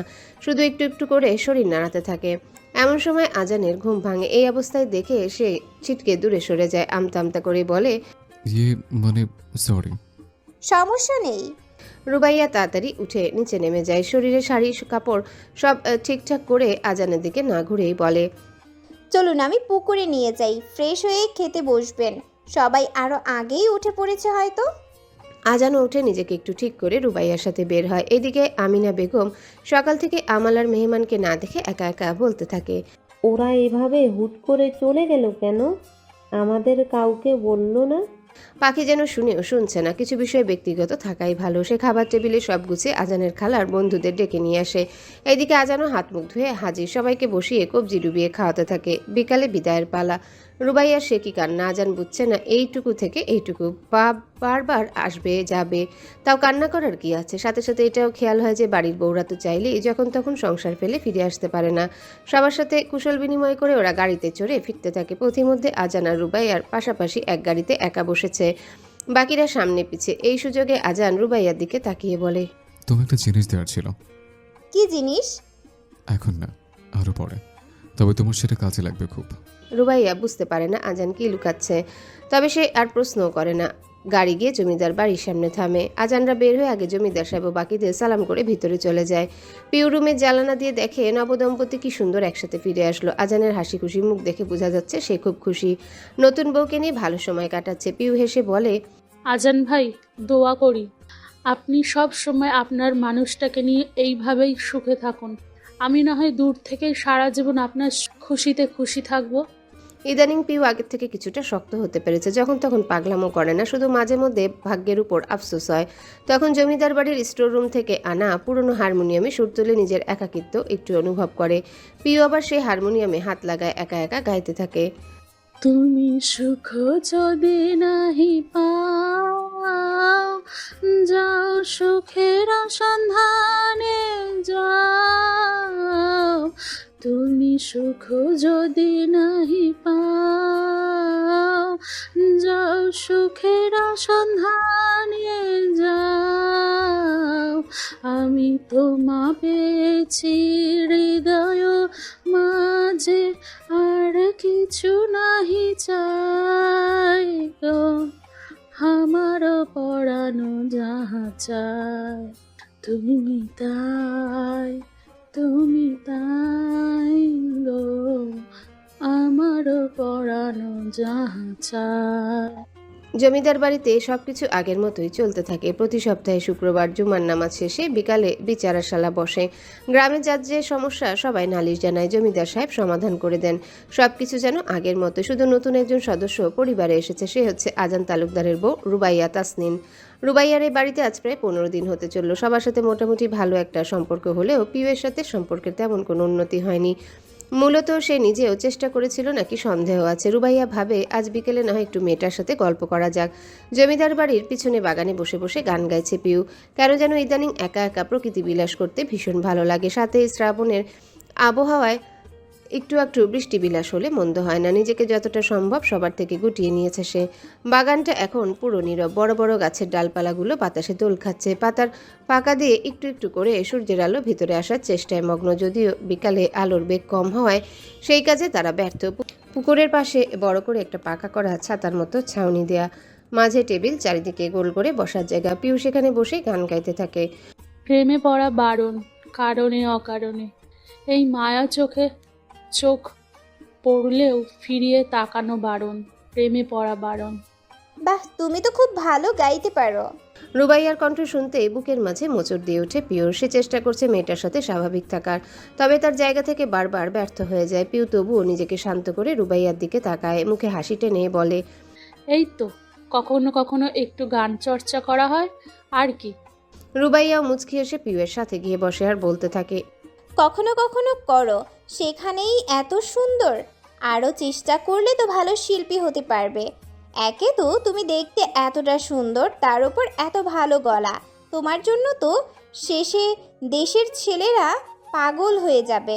আমি যার জন্য পাগল হয়েছিলাম সে ছাড়া এমনিতেও পুরো গ্রামের সবাই আমার জন্য পাগল হচ্ছে বোন। নতুন করে আর দরকার নেই। রুবাইয়া পিউয়ের কথার মানে ভালো করেই বুঝতে পারে। সে যা ভেবেছিল তাই সঠিক। আজান আর পিউয়ের মাঝে কোনো সম্পর্ক না থাকলেও একতরফা ভালোবাসা ছিল, যেটা পিউকে একদম শেষ করে দিয়েছে। রুবাইয়া পুকুরের দিকে তাকিয়ে বলতে থাকে, তাও তো তোমার জন্য লোকে পাগল হয়েছিল। জানো, আমার গায়ের রঙের জন্য ছোট থেকেই আমার তেমন কোনো বন্ধু ছিল না। না কখনো একটা স্বাভাবিক পরিবার পেয়েছি, আর না কারো থেকে সম্মান। আর বিয়েটাও হয়েছে এক প্রকার তামাশা করে। পিউয়ের হঠাৎ মনে হয় তার একার জীবনে শুধু কষ্ট নেই, বরং যাকে সে দুনিয়ার সবচেয়ে বেশি ভাগ্যবান মনে করেছে সেও তার জীবনে ভীষণ দুঃখী। আসলে প্রত্যেকের কাছেই মনে হয় সে ছাড়া বাকি সবার জীবন খুব আনন্দের, তবে মুদ্রার ওপিঠ সবার অজানা। পিউ রুবাইয়ার হাতে হাত রেখে বলে, তোমার কখনো কোনো সমস্যা হলে আমায় জানাবে বোন। যেহেতু ডেকেছি, বোনের মর্যাদা রাখতে আমি জানি। আমি শুধু চাই তুমি সুখী হও। তুমি সুখী হলে আজান ভাইও সুখী হবে। রুবাইয়া এক দৃষ্টিতে পিউয়ের দিকে তাকায়। আহারে, মেয়েটা না জানি কতটা ভালোবেসেছিল আজানকে। কোনো মেয়ে এভাবে কাউকে ভালোবাসতে পারে? তার কথায় ভাবে আচরণে সেসব পরিষ্কার ফুটে উঠেছে। তবে ভাগ্যে যা ছিল তাই হলো। রুবাইয়া মাথা নেড়ে আশ্বাস দেয়, সব ঠিক হবে। তোর বাবাকে ভাত দিয়ে আসলি না কেন এখনো? কখন বললাম প্লেটে ভাত বেড়েছি দিয়ে আয়। মোহনা পাটায় জিরা বাড়তে বাড়তে মেয়েকে বলতে থাকে, তবে মেয়ে মোবাইল টিপতে ব্যস্ত। যেন বাবাকে খাবার দিতে গিয়ে সে তার গুরুত্বপূর্ণ কাজে সময় নষ্ট করতে চায় না। মোহনা মেয়ের উপর খুব বিরক্ত হয়। তার মেয়ে দিন দিন এতটা অবাধ্য হয়ে পড়েছে বলার বাহিরে। সে নিজে কিছুটা লোভী সত্য, তবে একেবারে এমন ছিল না কখনো। মোহনা হাতের কাজ রেখে ভাতের প্লেট নিয়ে ভিতরের ঘরে যায়। আমালের গতকাল থেকে যেন কাশি খুব বেড়ে গিয়েছে। মোহনাও বাড়ি থেকে আসার পর খুব বদলে গিয়েছে 15 দিনে। তার মনে হতে থাকে আসলে পাখির দয়ায় সে তার স্বামীকে পেয়েছিল, নয়তো কখনো তারা সংসার করা হতো না। অথচ সেই স্বামীকে সে সম্মান দিচ্ছে না, এটা ঠিক না। মাঝে চাচাতো ভাইয়ের সাথে তার টাকার লোভে সম্পর্কেও জড়িয়েছিল। ছি, এখন ভাবতে নিজের প্রতি ঘৃণা হয়। অমন পাপ আর ইহজন্মে করবে না। এই কয়দিনে নিজের মাঝে একটু করে পরিবর্তন আনছে মোহনা। তবে সে ভালো তো হলোই, তবে যখন অনেকটা দেরি হয়ে গেল তখন মোহনা ভিতরের ঘরে এসে যা দেখে, একটা চিৎকার দিয়ে হাতের প্লেট নিচে ফেলে দেয়। মায়ের গলা পেয়ে ছোঁয়াও দৌড়িয়ে আসে। পাশের গৃহস্থ ঘর থেকে বাকিরাও এসে পড়ে। মোহনা একদম থম মেরে দাঁড়িয়ে আছে। ছোঁয়া তো বাবার এই অবস্থা দেখে সাথে সাথে ভয়ে কান্না করতে শুরু করে। আমাল সাহেব খাটের একপাশে ঘাড় বেঁকিয়ে পড়ে আছেন। আশেপাশে রক্ত ছিটানো, হয়তো কাশতে কাশতে রক্ত নাকে মুখে উঠে গিয়েছিল। শেষে হার্ট অ্যাটাকে মারা যান। আশেপাশের লোকজন এসব দেখে বেশ ভয় পেতে থাকে। এমন যন্ত্রণার ভয়াবহ মৃত্যু খোদা কাউকে না দিক। মোহনাকে পাশের বাড়ির মহিলারা হাত ধরে বসিয়ে স্বাভাবিক করার চেষ্টা করে, তবে মোহনা যেন পুরো মূর্তি। সে নিজের ভুল বুঝে ভালো তো হলোই, তবে সব শেষ হয়ে যাওয়ার পর অসুস্থ ছিল যেমনই ছিল, অন্তত মাথার উপর একজন অভিভাবক ছিল। আজ থেকে মোহনার কেউ নেই। নিজের পাপের শাস্তি এখন থেকে সে বেঁচে গিয়ে প্রতিনিয়ত পাবে। তার যে আর কেউ রইল না। তার সন্তানকেও এতিম করে দিয়ে মানুষটা চলে গেল। আজানের রুমে ঢুকে দেখে রুবাইয়া জানালায় দাঁড়িয়ে, বাহিরেও কি দিয়ে আছে। রাতের আকাশটা আজ খুব পরিষ্কার, পূর্ণিমার চাঁদের আলোয় বউকে অন্যরকম সুন্দর লাগছে তার কাছে। আজান ধীরে ধীরে পিছনে এসে দাঁড়ায়। রুবাইয়ার বড় চুলে নাক ডুবিয়ে হঠাৎ তার কোমর জড়িয়ে ধরে। আকস্মিক এমন স্পর্শে রুবাইয়াকে পেয়ে ওঠে, তবে এমন ছোঁয়ায় সে এতদিনে অনেকটা অভ্যস্ত। তার ব্যক্তিগত পুরুষ ছাড়া এই কাজ কারণ না। আজান রুবাইয়াকে ঘুরিয়ে কপাল বরাবর একটা চুমু দেয়, হঠাৎ কোলে তুলে নিয়ে বিছানায় শুইয়ে দেয়। গলায় ঘাড়ে বারবার নিজের গাল ছোঁয়াতে থাকে। রুবাইয়া বুঝতে পারে সে কি চায়, সেও আর বাধা দেয় না।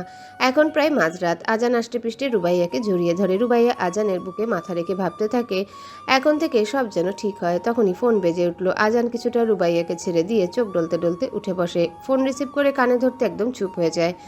রুবাইয়া বুঝতে পারে খারাপ কোনো খবর, হয়তো সেই ইশারায় আজানকে প্রশ্ন করতে আজান ফোন রেখে বলে, এখন উঠে ফ্রেশ হয়ে চলতে রেডি হতো। এখন রাতে কোথায় যাব? বলতে পারবো না, গেলেই বুঝবে, চলো। রুবাইয়া বুঝতে পারে না হঠাৎ কি হলো, তবে সে আজানের কথা মতো বের হওয়ার প্রস্তুতি নিতে থাকে। রাত পেরিয়ে সকাল হয়েছে একটু আগে। ফজরের আজানের ধ্বনি এখনো কানে ভেসে আসছে, অথচ গ্রামের মাস্টার আক্তার হোসেনদের বাড়িতে লোকজনে ভরপুর। একটু আগে লাশও বাড়ি থেকে শওকত হোসেনের বাড়িতে নিয়ে আসা হলো। পাখি একদম চুপ করে একপাশে দাঁড়িয়ে আছে। চোখ থেকে 2-1 ফোঁটা পানি পড়লেও নিজেকে শক্ত রাখতে সে জানে। এতটা বছর একা হাতে মেয়ে দুটোকে মানুষ করতে কম সাহস লাগে না। মানুষটার গায়ে সাদা কাফনের কাপড় জড়ানো, একটু আগেই গোসল করিয়ে শরীর পরিষ্কার করা হলো। পাখির হঠাৎ মনে হতে থাকে মানুষটা যেন কৃতকর্মের অনুতাপে আরও আগেই শেষ হয়ে গিয়েছিল। এতদিন শুধু ক্ষমা চাইতে বেঁচেছিল। নিজের মনের কথা বলা শেষ, তাই তার জীবনটাও শেষ। কথা ফুরিয়ে গেলে বেঁচে থেকে কি করবে?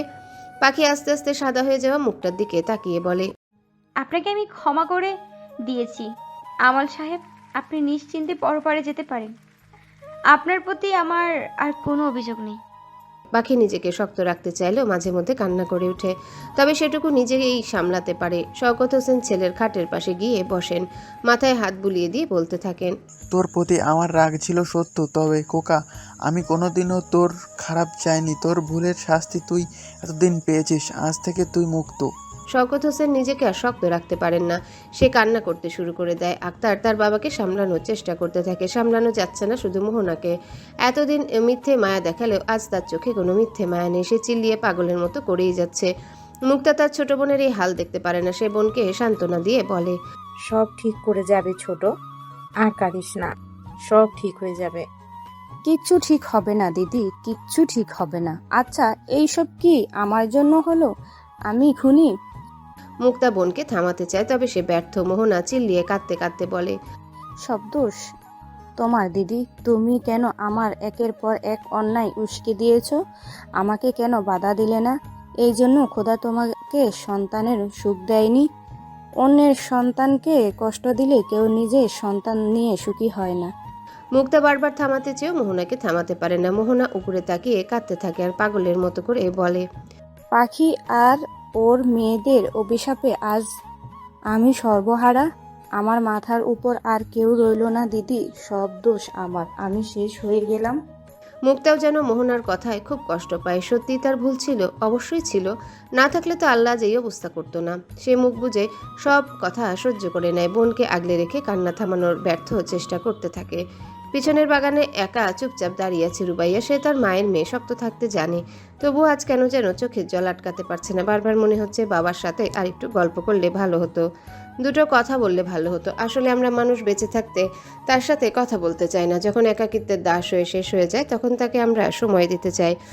এটা একটা জাগতিক নিয়ম। রুবাইয়া তার বিয়ের দিনের কথা মনে হতে থাকে। বাবা তাকে একজোড়া সোনার ইয়াররিং উপহার দিয়েছিল। রুবাইয়া খুব যত্ন করে সেটা রেখে দিয়েছে। বাবার কাছ থেকে পাওয়া তার জীবনের প্রথম ও শেষ উপহার। রুবাইয়া হঠাৎ কাঁধে কারো স্পর্শ পেয়ে তাকিয়ে দেখে পিউ দাঁড়িয়ে আছে। আর কেঁদো না বোন, এখন শুধু দোয়া করো। রুবাইয়া মাথা নাড়ে। পিউ মেয়েটা আসলে খুব ভালো, নয় তো নিজের ভালোবাসার মানুষটাকে অন্য কেউ নিয়ে যাওয়ার পরেও এত ভালো ব্যবহার কেউ করতে পারে? রুবাইয়া জানা ছিল না, তবে অনেকক্ষণ যাবৎ আজানকে দেখতে পাচ্ছে না। হয়তো দাফনের সবকিছু রেডি করা হয়েছে নাকি, সেদিকে খেয়াল রাখছে। গ্রামের এক পুরনো ভাঙা বাড়িতে 10-12 জন ছেলে বসে বসে আড্ডা দিচ্ছে। তাদের মাঝে ইকরামও আছে, থাকবেই না বা কেন, সেই তো লিডার। তাদের পুরো প্ল্যান রেডি। মরা বাড়িতে সবাই যখন ব্যস্ত, তখনই পেছন থেকে ঢুকে আজানের বউটাকে উঠিয়ে নিয়ে আসবে। পুরো প্ল্যান রেডি, এখন শুধু রাত হওয়ার পালা। ইকরাম মদের বোতলে চুমুক দিয়ে কী করবে না করবে ভাবতে থাকে। সবার হাতেই নেশা জাতীয় দ্রব্য সামগ্রী। এমন সময় আচমকা দরজা ভেঙে একদল লোক প্রবেশ করে। কিছু বুঝে ওঠার আগেই দৌড়ে এসে সবাইকে ধরে হাতে হ্যান্ডকাপ পরিয়ে দেয়। আরে আপনারা কারা? সাহস কিভাবে হয় আমাদের ধরার? জানেন আমি কোন বাড়ির ছেলে? সেই লোকদের মাঝে একজন বলে ওঠেন, আইন সবার জন্যই সমান, আর আপনি যেই বাড়িরই হন না কেন, জমিদার বাড়ির সামনে তো কিছুই না। ইকরাম অবাক হয়। চোখে এতক্ষণ লাল পানির জন্য ঘোলা দেখলেও চোখ ডলে আবারও তাকায়। এদের গায়ে তো পুলিশের মতো পোশাক, আর এরা তো পুলিশই। ইকরামের দলের কিছু ছেলেরা হাত ফসকে পালানোর চেষ্টা করে, তবে পুলিশের হাতে বন্দুক থাকে, ওরা ঠিক পেরে উঠতে পারে না। ইকরাম বুঝে যায় এসব হতে পারে আজানের কাজ। জানাজা শেষে সাদা কাপড়ে মোড়ানো লাশ কবরে শোয়ানো শেষ, মাটি চাপা দিয়ে যে যার মতো চলে যাচ্ছে। আজানও সব শেষ করে ভেতরে রুবাইয়ার কাছে আসে। মেয়েটা নিজেদের রুমে জানালায় হেলান দিয়ে বসা। আজান এসে রুবাইয়ার দিকে তাকিয়ে মনে মনে বলতে থাকে, বলেছিলাম না বউ, তোমাকে আমি আর কষ্ট পেতে দেব না। তবে কিছু বিষয় খোদার হাতে থাকে, তিনি যা চান সেটাই হবে। আমি শুধু খেয়াল রাখবো তোমার জন্য কোনো ক্ষতি না হয়। আজানের ফোনে টুং করে একটা নোটিফিকেশন আসতে সে কিছুটা আশ্বাস পায়। ছোটবেলা থেকে সবসময় গ্রামের মানুষদের উপকার করেছে, তাই কিছু শুভাকাঙ্ক্ষীর দেখা তারও মেলে। এমনই একজন থেকে আগেই সব খবর পেয়েছিল আজান। তার ক্ষতি করতে চাইলেও মানা যেত, তবে রুবাইয়া। আজানের বুকটা ভার হয়ে আসে ভাবতেই। সে তার ব্যক্তিগত নারীর কখনোই কিছু হতে দিবে না। ফোনের স্ক্রিনে দেখা গেল বিকেল 4:10। আজও লেট। ঝুমুর বিরক্ত হয়ে নদীর পাড় থেকে চলে আসতে নিতেই হাতে টান খেয়ে থেমে যায়। পিছন হতে শুনতে পায়, সরি, আজ আবার লেট হয়ে গেল। ডক্টর আদ্রিয়ানের গলা পেয়ে ঝুমুর রাগী দৃষ্টিতে তার দিকে তাকায়। এই লোক কিভাবে বুঝবে ঝুমুর কতটা রিস্ক নিয়ে বাবা যেন টের না পায় তা খেয়াল রেখে তারপর দেখা করতে আসে। নয়তো দুজনের গোপন প্রেম মাস্টার মশাই তার বেতের বাড়িতে ছুটিয়ে দিত একদম। এটা তো নতুনের কিছু না। এখন দেখুন, অসময়ে আকাশে মেঘ পড়ছে। ফিরে গেলাম আমি। আদ্রিয়ান আটকাতে গেলেও ঝুমুরের সাথে পেরে ওঠে না। মেয়েটা আবার রেগে গিয়েছে। এখন একগুচ্ছ কদম ফুল দিয়ে আগামীকাল রাগ ভাঙাতে হবে। নতুন নতুন প্রেম তাদের, এমন অভিমান করাটা দোষের কিছু না। আগামীকাল এমনিও তাদের প্রেমে 3 মাস পূরণ হবে। ভাবা যায়, যে গ্রামে শুরুতে এসে ডাক্তার সাহেব থাকতেই চাননি, সেই গ্রাম ছেড়ে এখন সে দুদিনের জন্য শহরে গিয়ে থাকতে পারছে না। আদ্রিয়ান হেসে নিজের দিকে ফিরে যায়। আমাল সাহেব বেঁচে নেই আজ প্রায় 3.5 মাস, তবে এতে কারো জীবন থেমে নেই। সবাইকে বেঁচে থাকার লড়াইয়ে নিজের মতো এগিয়ে যেতে হচ্ছে। পাখির ছোট মেয়েকে নিয়ে আবারও শহরে পাড়ি জমিয়েছে। মাঝে মধ্যে আসবে যাবে। মোহনার সেই রূপ, অহংকার, লোভ এখন আর কিছুই নেই। অভাবে সংসারে লোকের বাসায় কাজ করে খেতে হয়। শওকত হোসেন চেয়েছিলেন যত যাই হোক ছেলের বউ যেহেতু, তাই তার দায়িত্ব নিতে। তবে মোহনা সবাইকে ফিরিয়ে দিয়েছে। এখন আর তার কিচ্ছু চায় না। দুবেলা খেয়ে বাঁচলেই হলো। মেয়ে ছোঁয়াও আজ আর সেই পাগলামি নেই। সে পড়াশোনায় মন দিয়েছে। ভালো রেজাল্ট করে মায়ের হাল ধরতে হবে। রুবাইয়া বিছানা গুছিয়ে জমিদার বাড়ির পেছনে পুকুরের পাশে আসে। এ জায়গাটা তার বড্ড ভালো লাগে। আগে পিউয়ের সাথে খুব আড্ডা দেওয়া হতো এখানে বসে। মেয়েটা এখন শহরে চলে গিয়েছে, তার বড় কাকার বাড়ি। সেখানে নাকি ভার্সিটিতে ভর্তি হলো কিছুদিন আগে। আপাতত সে ট্যুর লাভার হয়ে সময় কাটাতে ব্যস্ত। প্রতি মাসে শুধু ট্যুর দেয়, কখনো সাজেক, কখনো চট্টগ্রামের পাহাড়। নিজের মতো মুভ অন করে জীবনটাকে উপভোগ করছে। আজানকে ভুলে যে সে নিজের মতো বাঁচতে পারছে, এতে রুবাইয়া ভীষণ খুশি। আসলে মানুষ চাইলেই অতীতের কোনো কালো অধ্যায়কে কাটিয়ে সামনে এগোতে পারে। সবকিছুর জন্য নিজেকে একটু সময় দেওয়া প্রয়োজন। সেক্ষেত্রে পিউ প্রকৃতির সাথে এ সময়কে বেছে নিয়েছে, যা অবশ্যই বুদ্ধিমানের কাজ। কি ভাবছো? আজানের কথা শুনে রুবাইয়া না ফিরেই জবাব দেয়, এই তো সবার কথাই ভাবছিলাম। শুধু সবার কথা ভাবলেই হবে? কখনো কখনো শুধু জামের কথা ভাবতে হয়। নিজের মানুষটাকে নিয়ে তো সবসময় ভাবি, আলাদা করে আর কি ভাববো। আজান হাসে। আকাশের মেঘ থেকে গুড়ি গুড়ি বৃষ্টি পড়তে শুরু হয়, কিন্তু দুজনের একজনও ভিতরে যাওয়ার কোনো ইচ্ছা নেই। এই সামান্য বৃষ্টিতে শরীর ভিজবে না, বরং বড় বড় গাছের নিচে এমন সুন্দর পরিবেশে বৃষ্টির ফোঁটা মনটা প্রফুল্ল করে দিবে। আজান ভাবতে থাকে, শ্রাবণ চলে গিয়েছে বহু আগে। এবারে শ্রাবণ তার জীবনে সবচেয়ে সুন্দর উপহারটা দিয়ে গেল। রুবাইয়ার কাছে গিয়ে গালে ঠোঁট ছুঁয়ে আজান বলে, গান শুনবে? আজ হঠাৎ এত রোমান্টিক মুড, কি ব্যাপার? নতুন করে কারো প্রেমে পড়লেন নাকি? আমি তো প্রতিদিনই নতুন করে একজনের প্রেমে পড়ি, তাকে শোনাতে চেয়েছিলাম গানটা। আমাদের গল্পটাও কিছুটা জুড়ে আছে তার সাথে, শোনাবো? রুবাইয়া হাসে। আজান বাঁকা হয়ে শুয়ে রুবাইয়ার কোলে মাথা রাখে, চোখ বুজে একা একাই গাইতে থাকে। রুবাইয়া আজানের মাথায় হাত বুলিয়ে দেয় বারবার। গানের সাথে ফুটা ফুটা বৃষ্টি যেন তাদের ভালোবাসার সাক্ষী। তুমি আর আমি আর কেউ না, এমন একটা যদি পৃথিবী হয়, মিলনের সুখে ভরে যাইব, যেখানে আছে শুধু সুখ আর সুখ, সেই সুখ আমাকে দিও, জেনে নিও তুমি আমার প্রাণের চেয়ে প্রিয়, তুমি আমার প্রাণের চেয়ে প্রিয়, যেই প্রেম স্বর্গ থেকে এসে জীবনে অমর হয়ে রয়, যেই প্রেম স্বর্গ থেকে এসে জীবনে অমর হয়ে রয়, সেই প্রেম আমাকে দিও, জেনে নিও তুমি আমার প্রাণের চেয়ে প্রিয়, তুমি আমার প্রাণের চেয়ে প্রিয়। সালাম আলাইকুম। হ্যালো বন্ধুরা, কেমন আছো তোমরা সবাই? আশা করছি তোমরা সবাই ভালো আছো, সুস্থ আছো। রোহিত, ভয়েস অফ বিতি চ্যানেলের পক্ষ থেকে এডিটর। গল্পটি কেমন লাগলো অবশ্যই কমেন্ট করে জানাবেন। এই যে বন্ধুরা, ভয়েস অফ বিতি চ্যানেলে যদি নতুন হয়ে থাকেন তাহলে প্লিজ সাবস্ক্রাইব করে বেল আইকন বাজিয়ে রাখুন, যাতে আপনাদের পরবর্তী গল্পের নোটিফিকেশন সবার আগে আপনি পান। সবাই ভালো থাকবেন, সুস্থ থাকবেন। দেখা হচ্ছে পরবর্তী গল্পে।